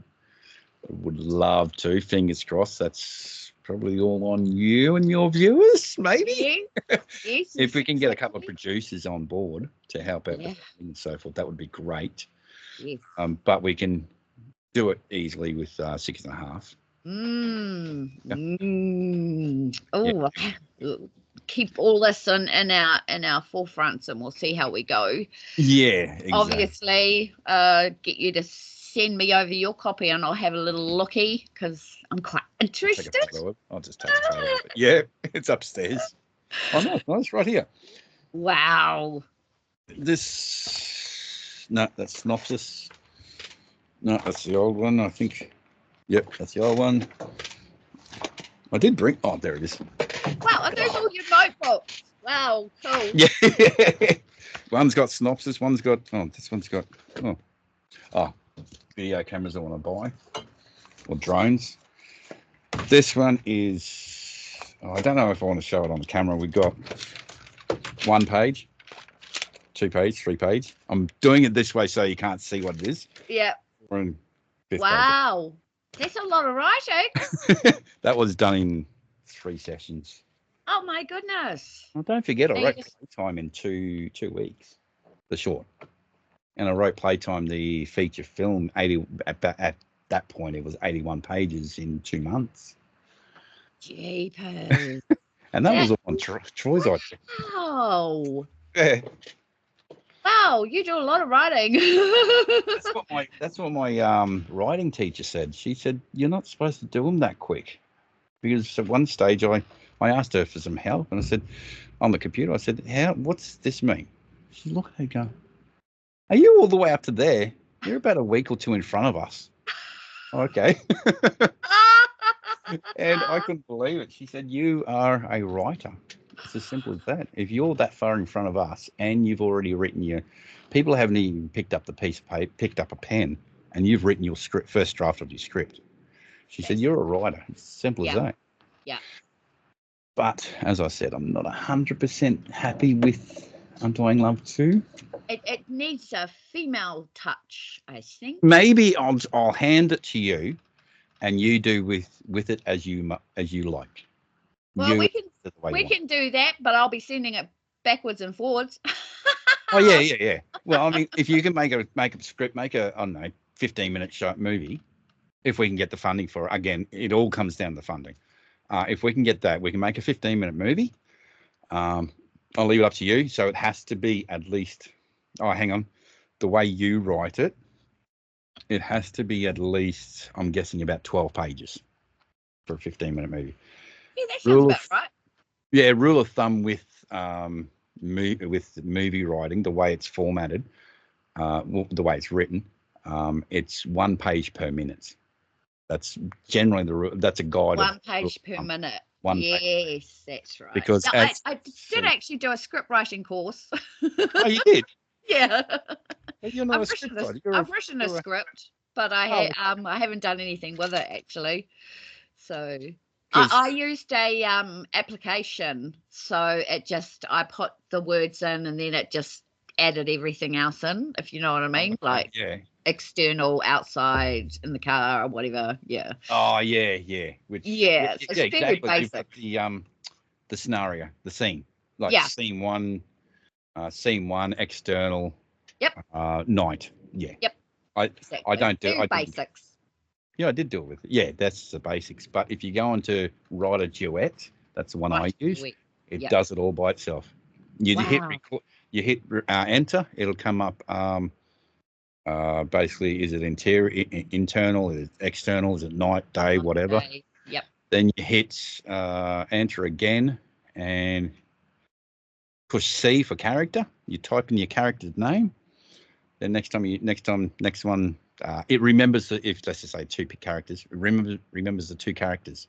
So if they're having a conversation, all you need to do is press enter, then C, and it comes up that name. Who's next speaking? Wow.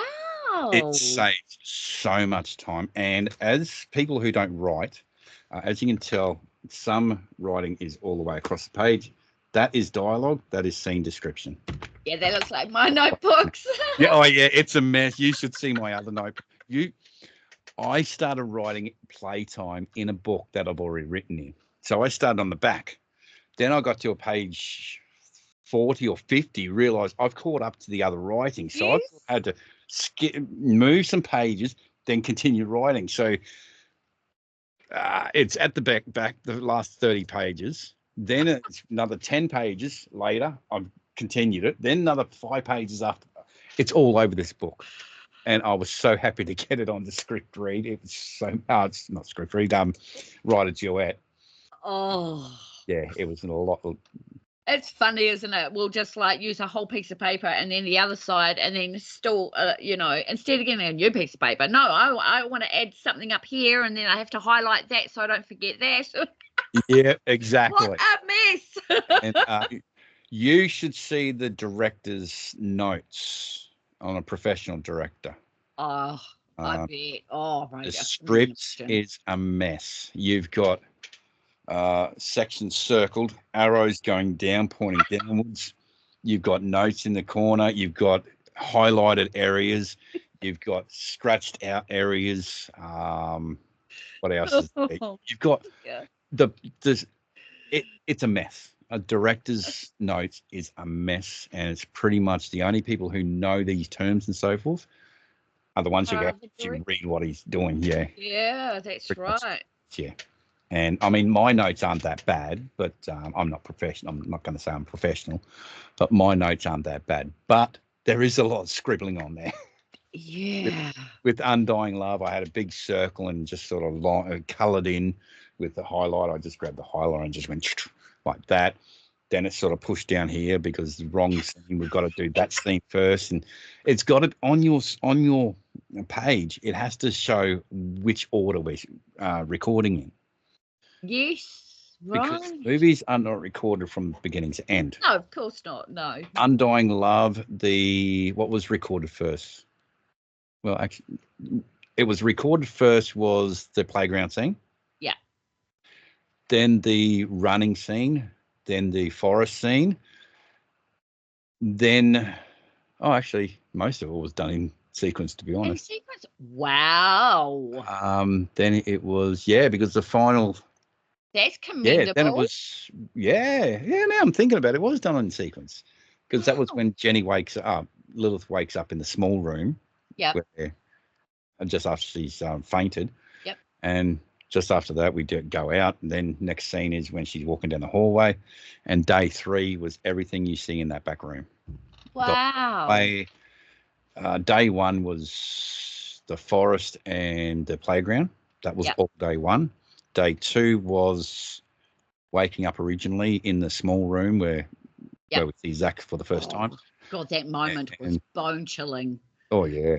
When she opened her eyes, it was like, oh my God, we all got a. And the hallway scene, that was day 2. Yep. And day 3, we actually had to reduce the hallway. So we had to bring the walls of the back room back. That's what I mean. We had to adjust day 2 and 3. Wow. To give us more room in that back area. Yes. And, oh, no, actually, day 2 was all the way up to Jenny, no, and runs off camera. Oh, that's where we cut the day. Yes, of course, yes. The next day was Jenny wasn't even used that day. She wasn't even, she wasn't even on set. Oh, hang on, no, she was. Because that was Emma's. She wasn't on set for day 3. No, because that was Zach's. Yeah, because hang on, I'm thinking 4 days, wasn't it? I was 4 days. I think you did it. I think you filmed for 4 days because it ended up being 4 days. I think, yeah. I know Dave. I remember. Like I would know, but you did. I'm pretty sure it was. Yeah. Yeah, Leah wasn't there on the final day. I know that, unfortunately, because I really wanted to get a photo with everybody, but unfortunately, she wasn't there. No, but I loved your behind the scenes footage. That's just wonderful. Yeah. Well, everybody was still getting ready, so I thought, I might as well show everybody behind the scenes and bit of a promo thing. Yeah, I love it when people do that. They don't do that very often. I see them doing it more and more now, but yeah. Yeah. I'm not too sure. Did I put up what the set looked like before and after? Before we put it up? No, I don't think you did. You might have made check photos. Social media. Yeah. Check Facebook. Facebook, I believe I have put the before and after, and a bit of everything in there. Oh, I'll have to have a look. I completely forgot about that, to be honest.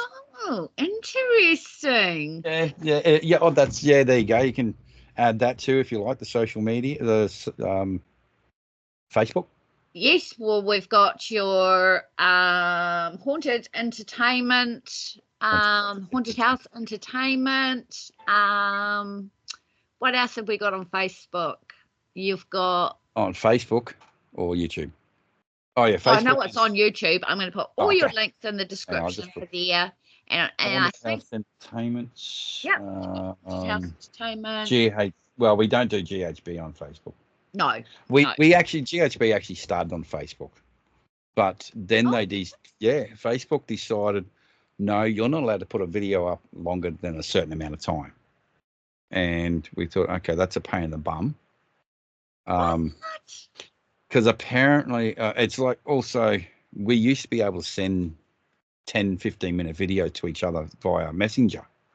And it was Troy's camera. He had the better camera. So he'd send the footage to me to put on CapCut and put together. Yeah. And eventually they said, no, you're only allowed to send 5-minute videos. Okay, I've got to get this right because we believe it stops the PDF files. I don't know if you know that term on YouTube. What a PDF file is. Yes. Okay, I see. It stops that from apparently. happening. Yes. Okay, that's I don't think it would, but yeah, that's their excuse. But yeah, I've only got Haunted House Entertainment and myself on. Yeah. Nice. Did you just hear that bang? I heard something. You heard that? Okay. Now, you know how I'm always saying, okay. There's nobody upstairs. There's nobody upstairs. Next door, they are a high set house, and they've got carpet. And there's nobody home. They're both at work. That side, low set. The only ones that are upstairs, only animals that are upstairs is the cat, 2 cats, a cat and a kitten. I hear that all the time. Really? I've heard footsteps up the front stairs. So much so I heard a step and I sort of took my headphones off. I was editing at the time. Headphones off. Bang, another step. Oh, quick. Probably somebody dropping a parcel off, running up there. Nobody's there. Even the dog's barking. The dog heard it. Oh, have you investigated your house? No, because one night I admitted I was scared shitless. Yeah. I went to walk into the bathroom to go to the toilet and got to the threshold and went, nope. I couldn't even walk into the bathroom. It was something was in there. Eventually it jumped on my back. I got a recording. First thing, this is a paranormal investigator coming at me. Quick push record on my phone and just put it down. And you could hear me just saying, get off my back, because my partner's trying to sleep, so I'm trying to be quiet. And I'm just saying, get off my back. And I'm like this, get off me. And eventually let go, and I actually went downstairs. We got a toilet downstairs. I went to the toilet downstairs instead of going upstairs. And one night I had, have you ever had a recurring nightmare? Like you have a nightmare, you wake up, then go back to sleep, have the... And you fall back into it again? Yes. 3 in one night for me. Oh, no. So much so that after the third one, I'm not going to sleep until my partner goes to work. She's about to get up soon, half an hour's time. So I sat up in bed. I said, I'm not going to bed again, not going to sleep again until she leaves. And because when she got up, she sort of disturbed whatever is stuffing me around. And that's when I knew it was safe to fall asleep again. And sure enough, yep, I fell asleep and didn't wake up until 6:30 when I actually woke up. Oh, my goodness. I told her about it, and she cleansed the place. We didn't have any problems after. She cleansed it? She cleansed it. Okay. She believes. Yeah. That's a hard one because you don't want to communicate with it. I'm hearing David Kane in my mind going, do not open the door. Yeah. Well, you think, okay, that's an interesting topic. Spirits can walk through doors. Why do they need us to open them to go in? Good question. I can't remember who it was. Vampires and they need to be invited in. I actually think it was Seg. Side-Eye guy actually said that. It was, yeah. He's hilarious. If you like debunkers, yeah, jump on. Have a look at Segway. He's great. Side-Eye guy. But yeah, we may have something coming up too. Fingers crossed. Oh, that will be. We might get a name out there. Yeah, you'll have to let us know the progress on that. Oh yeah, definitely. Absolutely. I don't know if anything's going to eventuate, but this is just between you and I and your viewers. Yep. I don't even think I should have really said anything, but but we don't know what you're doing, so it's okay. Yeah. You didn't actually say anything, dude. This is something with Seg. I don't even know his real name. Oh, well, he won't be watching my channel anyway, put it that way. We've been emailing back and forth, and I still don't even know his real name. He just goes by Segway, and he wears a mask. Yeah, of course. No, yeah. Of course. Because, well, look at what Beto goes through.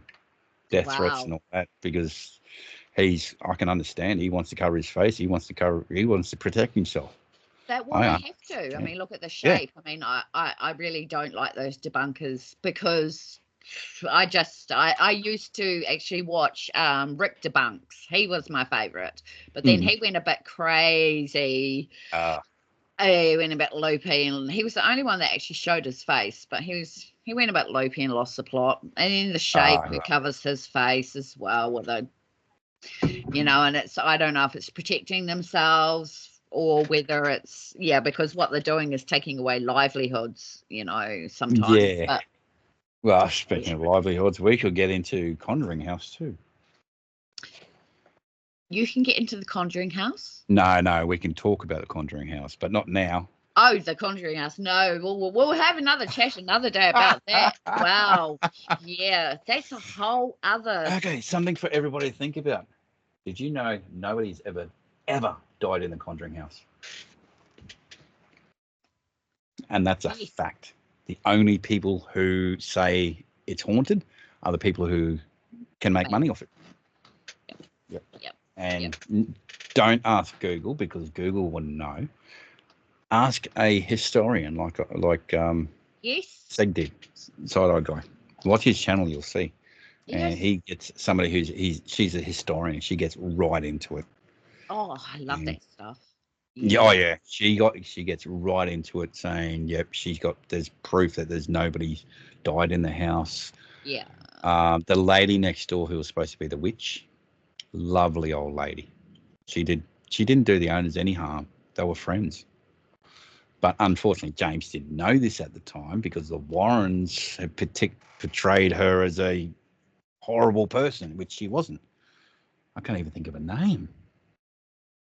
Yeah, it was the Warrens who pretty much. Can't remember. Yeah.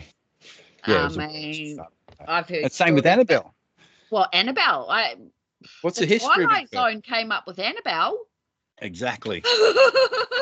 And where's the history of Annabelle? If anybody knows the Twilight Zone, you'll know that what I'm talking about. Yeah, that wasn't actually bad. No, it's great. Yeah. I loved the Twilight Zone, my God. But that, they stole Annabelle's name, they stole the look of the doll, and I mean, I know there's haunted items out there. Without a doubt, know that. 100%. I've seen, 100%. But, people like, say, the Warrens going around making money, and now their family are their estates making money, obviously. It's just like, they've got a whole museum full of haunted items, and it's whatever. I'm just like, whatever now. There was a video of Rob the doll, Robert the doll, and then oh my goodness, it was just like, don't look into his eyes. Don't look into his eyes, and it's like, my son did. My son did. Yeah, I know. I did, and I'm okay. But I'll be honest, I don't push my luck. I don't. Well, yeah, that's the thing, is you've got to have respect, and the other thing is, you've got to know that, you can't be cursed unless you believe in a curse. There's loads of different. That's why horror and the paranormal are so freaking interesting, because there's so much out there. We know nothing. Oh yeah, 100%. Yeah, we know absolutely 100%. Nothing. That's why we've got to rely on people like you, in the film industry and the indie scene, because as Hollywood burns literally, we need people like you to step up, and Phil Herman and Colin Bresser, everybody else. All the indies, all the indies, because at the end of the day, like The Conjuring, we all believed it was real. That's what part of the appeal was with Amityville House as well, which apparently was not as haunted as they said it was. Only because of the Warren's book. That's right. That's because of the book. Right. I'll tell you a story about that one too. Well, exactly. We could talk all day about. Oh yeah. Maybe we could. Yeah, maybe we should. Do another chat about. We can talk about the Warrens, and as much respect I've got for James Wan, but he's a movie maker. He was only told about these things, about Warrens and so forth. So he's made from there. But since since Conjuring has been made, the truth has come out. Yes, that's so right. Nothing against James. James, if you ever watch this, I love you, mate. I'd love to do a movie. I want to have my name next to yours in credits. I'll write you something. Yes. I've got playtime. I've got 88 pages of playtime. I really want to do it. See, you never know though, Clayton, because with all this stuff happening in Hollywood, they will be starting to reach out to independent filmmakers. I believe last time I checked, it was $23 billion in debt. That's Hollywood, and pretty much Disney as well. Oh, really? Yeah, they're remaking sacrilege movies like The Crow. Oh, my God. Movies that don't need to be remade. What they should do is get these old movies that really, really need to be remade because they're crap. Get the crap movies, remake them. Don't remake movies that are already classics. Yeah. Even the guy who did, I can't remember his name, the guy who did The Crow, he didn't want to do it. He said, this is just sacrilege on Brandon Lee's, we're spitting on Brandon Lee's grave. He didn't want to do it. Yeah, he did not want to do it. Told everybody afterwards, don't go and watch The Crow. Did he do? I didn't know that. He did. He went and said, do not watch The Crow. And it's like, well, dude, I already boycotted it anyway because... Yeah, so did millions of other people. You know that it flopped, right? You know, I mean, like, you're going to replace Brandon Lee with that. There's some things that people should just fucking leave alone. Yeah, and just Hollywood doesn't understand that. Hollywood's got no idea. They're just spitting out shit. It's shit, you know, and it's just what really irks me is the fact that they can put a $500 million budget onto one film that will flop anyway. Oh, yeah. That could have saved Hawaii, you know, or a station, you know. They got money. They think they got money to burn. That's the problem. But they burn it. They literally burn it. Yeah, exactly. Well, they're not thinking outside the box. They're thinking, okay, this was a great movie. We'll do what's it called? Like a real life from a cartoon type thing. Yes. What's it called? I can't think of the name of it. The adaptation from cartoon to real, like they did with... Yeah, I can't think of the name of... Anybody knows the name of it, please comment down below. Think of this. Snow White. It's in her name. With skin white as snow. Have you seen who's playing Snow White? She does not have skin white as snow. This is not a racist comment. This is fact. Then you've got Ariel. Wasn't that completely changed? Not saying anything. But they're sort of, let's just say Ghostbusters. The original Ghostbusters. They've taken the three male stars and putting in females. And they knew it was going to flop, but they'd made it anyway. In that movie, they got Thor. Thor is a bumbling idiot in that movie. This is Thor. Why are you doing that to Thor? That was just, I felt like crying when I saw that. I'm thinking, no, that's Thor. Come on. Chris Hemsworth. You don't turn Chris Hemsworth into a bumbling idiot. That's just Taika Waititi did that.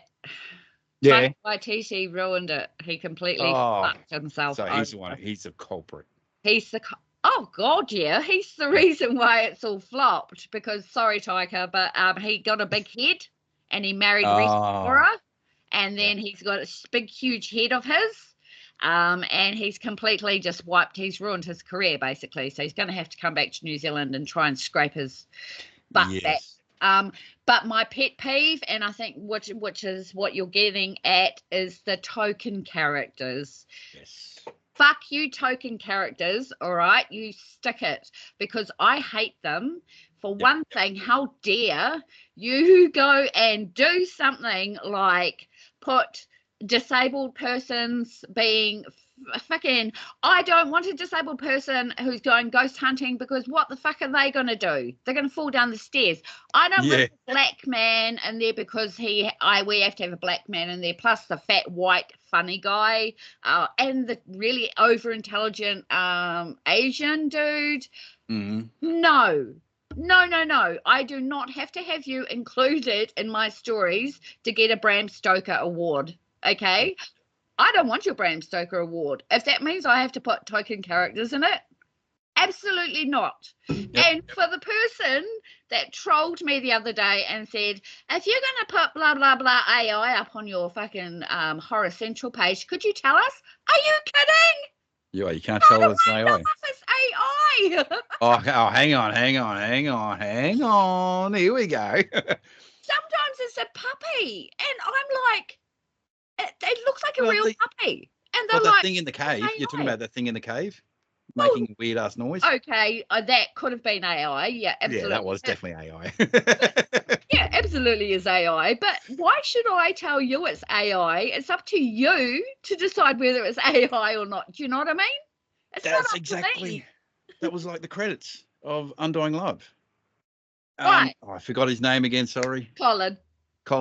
Yeah. When Colin said, if you hadn't seen, I reckon you put Colin's review down the bottom too. I will. Colin asked, because at the end of playtime you saw like a disclosure sort of thing. This film was not real. She didn't really get bitten by a vampire. She didn't turn into a vampire. Bloodsucker's not real. Blah, blah, blah. He was saying, I hope and pray that this was a joke. You're not bowing down to people who don't understand that this is a movie. I did come back and say, mate, I love the review. Yes, it was a joke. I will not bow down to the minority. No. Exactly what you're talking about. If I had the chance to make Playtime the feature, I will not cast I don't know what the laws are on YouTube. A dark characters. That's what. I will not. Yeah. I will not cast token characters because I want to become popular and famous and all that. I will cast those token characters if they fit the character. That's right. If somebody who is dark comes up and says, I want to apply for Mick or I want to apply for Steve. Yeah, okay. Let me see what you've got. Yeah. And if he's right, you're on the short list. I don't care. I have there's a character, Jo. She is a ghost hunter. I have what she looks like in my mind. I know what she looks like. Yep. It doesn't care. I don't care about her skin color. I do not care about it. She can be black, white. It doesn't matter. If somebody fits that character, her physique fits that character, I'll say, okay, show me what you can do. If she doesn't fit that physique, it's sort of, no, sorry, you're not what I'm looking for. I will not, as you said, will not bow down to minority and put in certain characters because I have to. Yep. But that's like. I'm so glad that you are on board with that because, so many people make that mistake and they let Hollywood just take over. I mean, that's what happened with Peter Jackson. We saw, what happened with him. Well, basically after Frighteners, he ended up being controlled by Hollywood, and he nearly lost the whole contract for Lord of the Rings. Wow. Yeah, because hang on. Frighteners? Did Peter Jackson do Frighteners? Yes. The one with Michael J. Fox in it? Yes. I didn't even know that was Peter Jackson. Yes, it's Peter Jackson. I did a review on him. That's why I love. Yeah, Colin and I, we've reviewed every single film of Sir Peter Jackson's that he's directed. Every single one of them. And so we've seen his filmography from Bad Taste to Brain Dead, then Meet the Feebles. Okay, so those do Lightning Thief?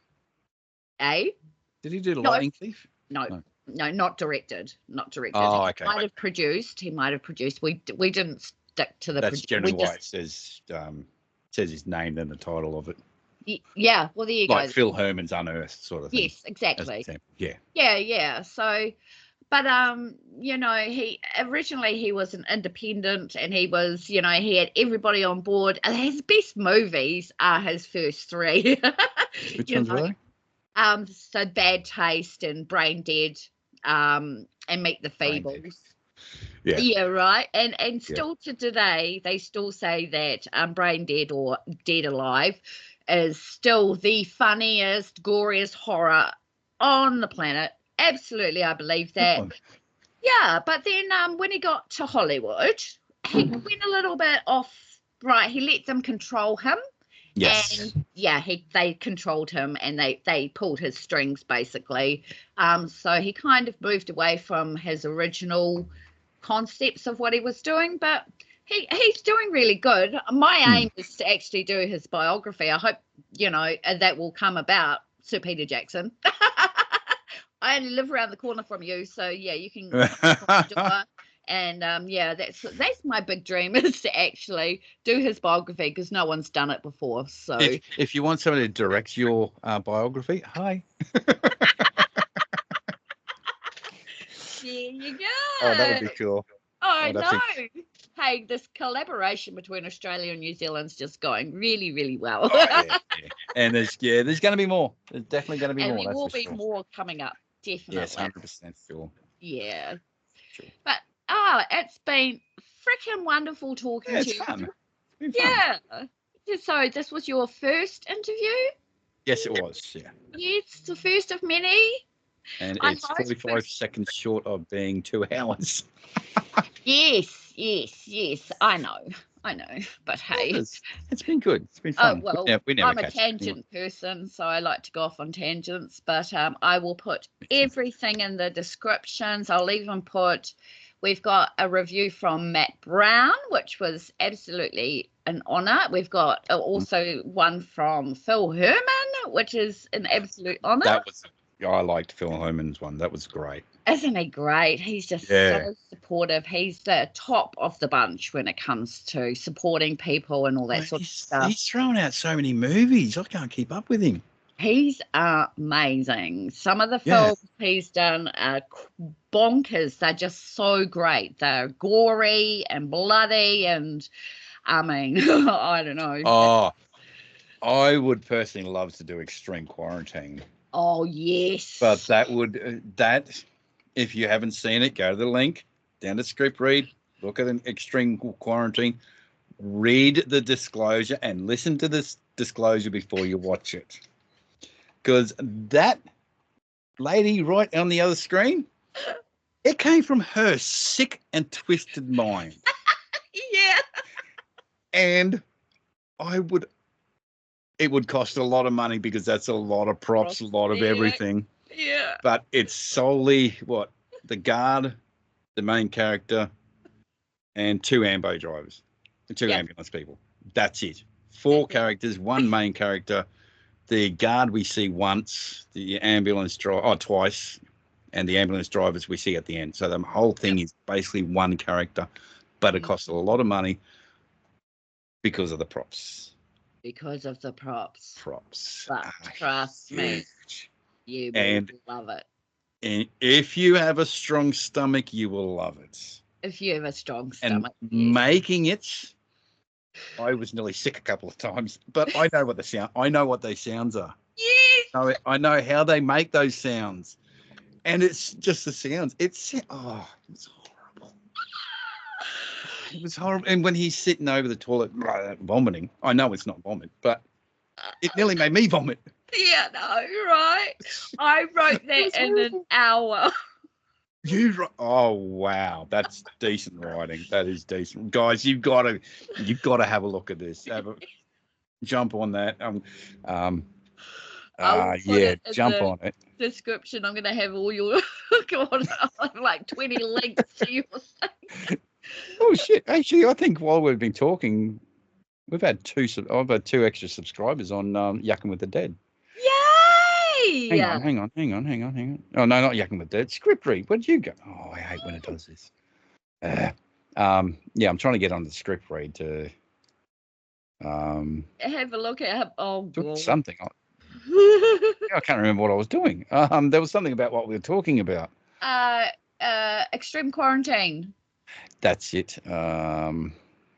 Switch accounts. Script read 21.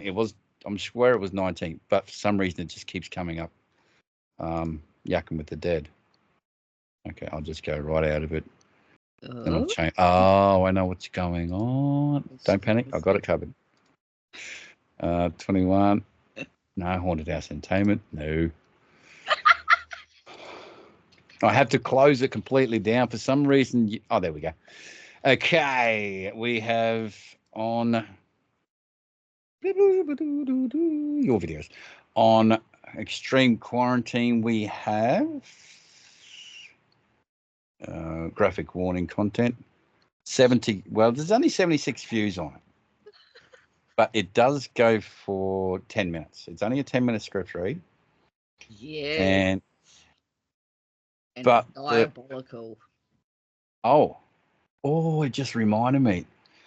Your Undying Love is on there, and that's got 99 views, but that's not that's not the most.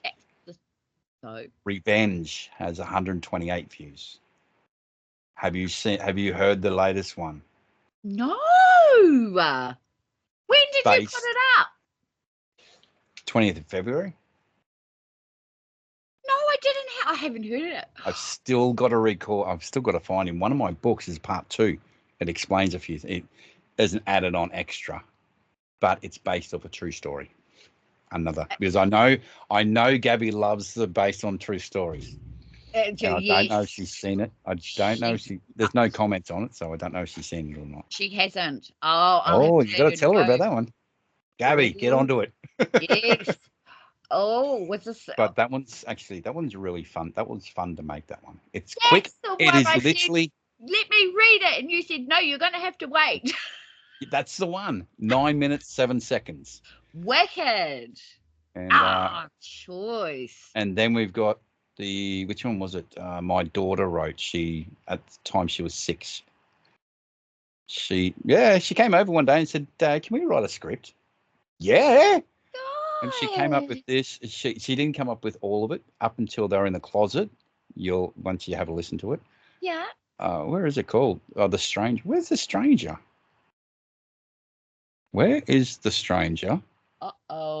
Cemetery Shortcut, Returning Home by Del Gibson, Apartment 23. That's what I really want to do. The Light. That's the scary one. The Light. The Light. Oh, there it is. The Stranger One. Why is it The Stranger One? No idea. Oh no, she was 7 at the time, so it must have been. Unless they took it down and put it back up. No, it's still there. That was okay. 17th of June last year. We posted that. Oh yeah, I would have watched that. That was actually my second one. Read that. Yeah, that was. I'd love to see that. Was The Stranger, wasn't it? Yeah. Yeah. Oh no, the first one was The Call. Oh, The Call. Yeah, the guy who's got the headpiece, and he gets a phone call. He's a cop. Oh right. Yeah. Yep. Yeah. Yeah. Oh my gosh. Then we got The Accidents based off true story. Then another one, true story. Then Extreme Quarantine. That's the sick one. The Light, true story. Undying Love, Apartment 23. Really, really want to make that one. Yeah, that's a one. Returning Home. That one sounds familiar to you. The Shortcut. Sound familiar? The Cemetery. Sound familiar? There's a lot in there from Del. Then I finally got to get one. Yes. I have to watch that one. That's when I did Clara. That was only 3 minutes long, that one. You need to promote yourself more. You need to we need more people to jump onto, because you also had Jump Scare coming up too. Oh yeah, Jump Scare. Yeah, completely. Yes. Nobody really got on board with that. But basically, Jump Scare is, if you've made a short film, originally it was only horror, but I thought, no, we'll try to get more people in there. Yep. If you've made the short film, I'll put it on here. It'll have a tag on, what's it called? A watermark on it. A watermark, yep. A watermark of Jump Scare. And you get full credits. I get 0 credits for it. Yep. And it shows your film. And there are YouTube channels out there that producers do watch, but you have to pay to get them put on their YouTube channel. Yes. I can't think of the name of it offhand. Kings of Horror? No. And that's not the one I'm thinking of. It's one word. Altar. Yeah, yes, Altar. You have to pay. To get, yes, you right? Do. And you are doing it for free. I'm doing it for free. So if you have a short film out there, comedy, horror, doesn't matter. Doesn't matter. Let me know. You just put it on the Google Drive. I'll put it on my editing. I'll put the watermark on it. Yep. I'll upload it and give you all 100% credit. Yep. I get absolutely no credit whatsoever. I'm trying to promote indie films. That's all I've been trying to do. I don't want Hollywood blockbusters. I don't want anything over half an hour. I think I said 20 minutes at the max. It doesn't matter if it's 2 minutes or 2 minutes or 20 minutes. I've got Spectre. Oh, yes. I've got to put Undying Love on there too. Oh, yes. And there was another one in there. I can't think of the name of it. It's really weird. It was a preview. It was a preview of a movie, but he made that as a sort of movie type thing. It was quite funny. It was a comedy. Oh, right. Horror type thing. Well, no, that's awesome. I mean, that's another platform for people to be able to showcase their work. Yeah, exactly. Yeah, that's what I wanted to do. It's just, and you're doing it all for free. I mean, you're doing all the What do you have to do? Upload it and Upload edit? it. That's all I need to do. Well, yeah. Well, there you go. Wow. So, yeah. I also did Angels Among Us, which I keep forgetting about. Like, beautiful. Curtains was the other one, that one I was telling you about. Yeah. But Angels Among Us, I don't know what's going on with that movie. I uploaded it. I can't tell when I uploaded it. It was a while ago, like 2023. No, this is on script, not on Jump Scare. Oh, you put it on Jump Scare? Yeah, I put it on Jump Scare, and it was. Oh gosh, go back. I'm just amazed by how many people watched it. It's 1.8 thousand people have watched it on Jump Scare. What? I even got a comment on it. I don't even know what. Didn't even got a comment. Nice one. Them are KCH. Wrecked. Them are wrecked. Oh, I'm not too sure. Them are wrecked. That was 5 months ago, and I've only just seen that. You've got 1.5k views. And I didn't even know. Of Angels Among Us. On Jump Scare, yeah. Yeah, Angels Among Us, 1.8k. Yeah, if you go to my main one, switch account, that's got, if I remember rightly, about 54,000 Ks. 54,000. And it got up to 52,000 within the first month of me uploading it. Last time I checked, it was 54,000 views. God. And I don't know why that one's doing so well. Because it's beautiful. So I don't know. It's just. I admit I did steal it. I did steal the idea. Oh. From a song. Oh well, that's different. Okay, it was not a movie. It was a song. Inspired by a song. Yes, inspired by a song. There it is. You stole it. You'll have the police knocking on your door. Now, where have we got? Right down the bottom, Angels Among Us. 54,908 views. Oh my God. And out of 54,908 views, I got 66 likes. But majority of those people are like me. I don't bother about pushing like. I like it. I just like it. Do you know what the other thing is if you're watching something from your phone, if you're not, you have to sign in. So people don't bother. They just watch it from their phone without, because if you have to sign in. Yeah. You have to sign in. So my sister, who only watches it on YouTube on her phone, she can't like anything usually. Yeah, exactly. So that's why there's probably millions of people that have watched these things and they haven't liked it because they can't. And it's like, because they can't. It's stupid. If YouTube could change that somehow and come together, it would be amazing, So, but anyway, we can't fix the system. No, exactly. I've got bad news for you too. Oh dear.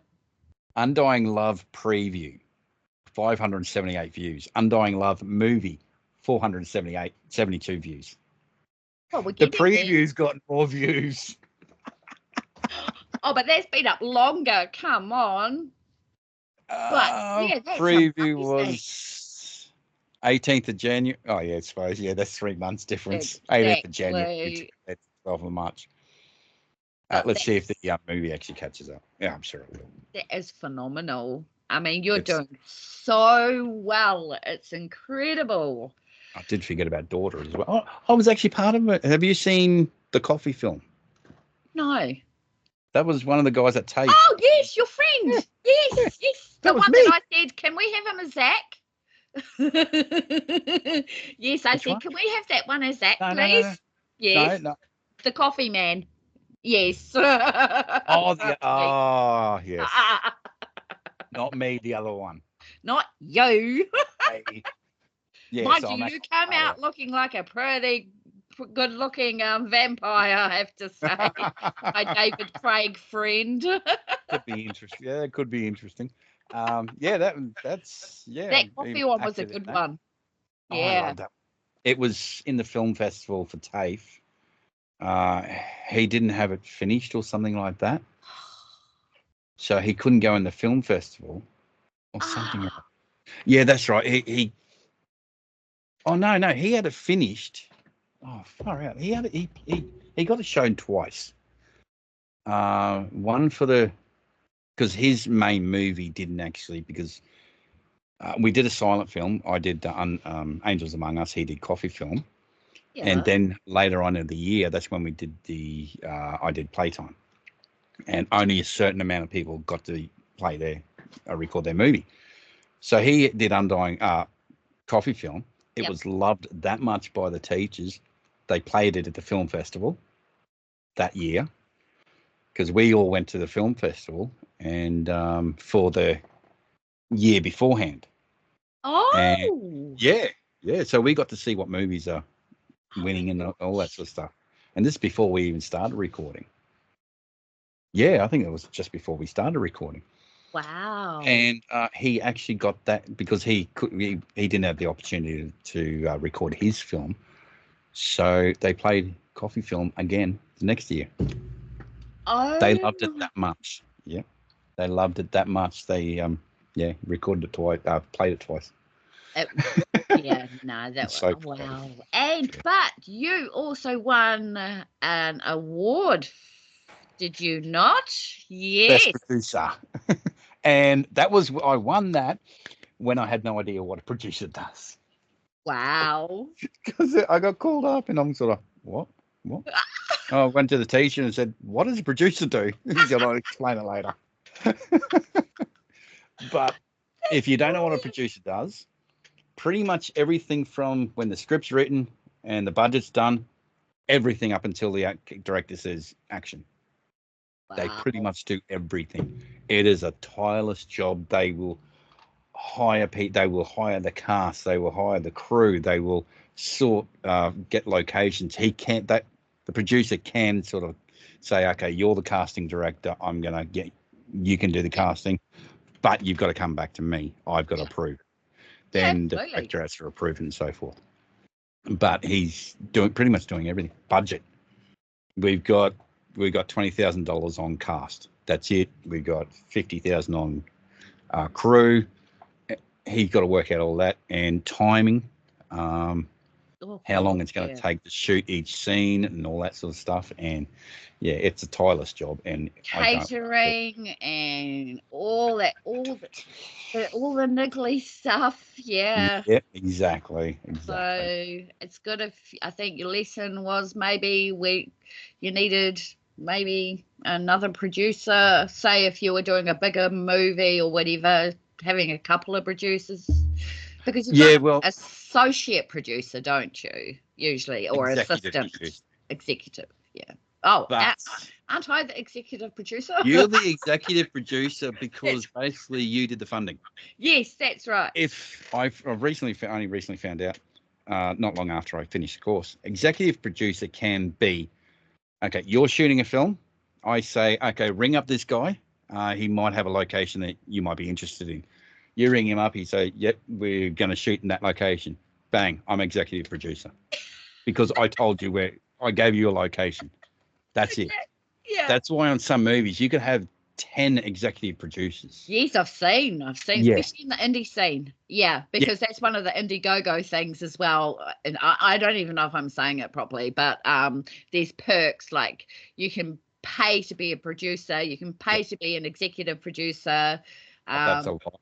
If somebody wants to be a producer on, if somebody wants to pay to be a producer on Undying Love Part 2, we could work something out, how much so forth. Because we are only after $6,500 that will cover everything. That'll cover the catering. That'll cover the cast, the crew, myself. Locations. I need to. Location alone is $200. Makeup, costume. Yes. Yep. People don't realize just how much work goes into making. I know. I mean, that was a 9-minute film, 4 days shooting. Yeah. Yeah. 4 days shooting. I swear it was only 3, eh? Oh, it could have been 3, yeah. You'd know. I swear it was 3 because but Aaliyah wasn't there on the day 3, the final day, which means we couldn't have done the back room the day 3 because she wasn't there. But she was in the back room on day 3. Yeah.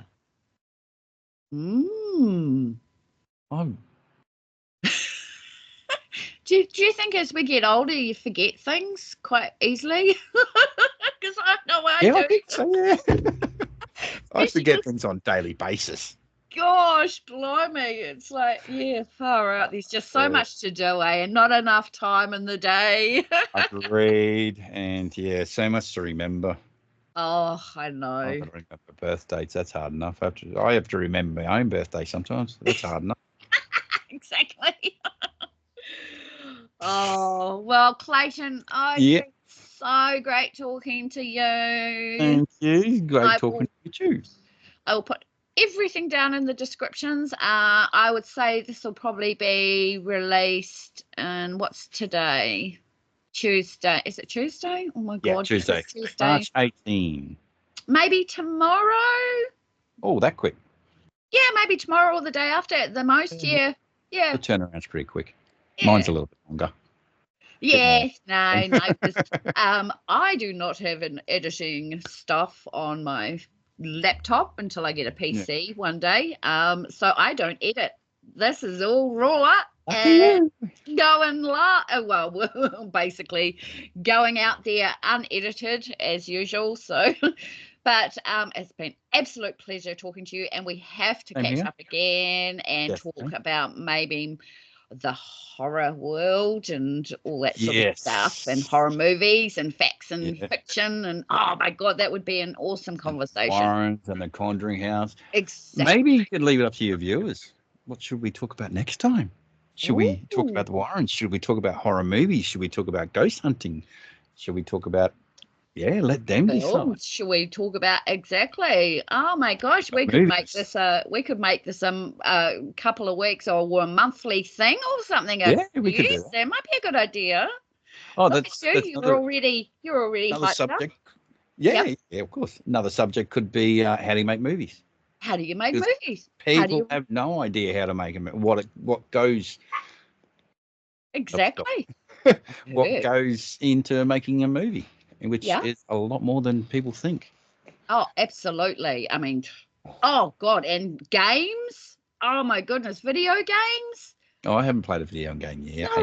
The making of a video game. I mean, usually the credits in a big Hollywood blockbuster, and that runs for a minute. There's like 20 minutes of credits at the end of a video game when you've clocked it. It's like, oh my God, that's like 1 million people involved in a game. So I'd love to have maybe somebody talk to me about that as well at some stage. I think that's wild. Don't know. No, I don't play them either. I only play Minecraft if I'm going to play anything, but but I mean, that's what I mean. People don't even know how much work goes into a game, let alone a movie. Heaps. Exactly. So we'll have a talk soon, definitely, and we can maybe we'll let people in on some little secrets then too. We might have some stuff resolved. Enough people asking. We'll let some secrets out. Exactly. Even on the movies that I've made, there's a few secrets in that I could let out. Yes. Okay. We've got a deal, Orange Peel. Done deal. All righty then. I will keep you on though, but I'll close off and I'll catch you just after this. And so thank you for coming on. Thanks, guys. Thanks for watching. And you'll be seeing more from Clayton, trust me. Definitely. All right. Take it easy, guys, and thank you for watching. Bye. See you next time. Bye.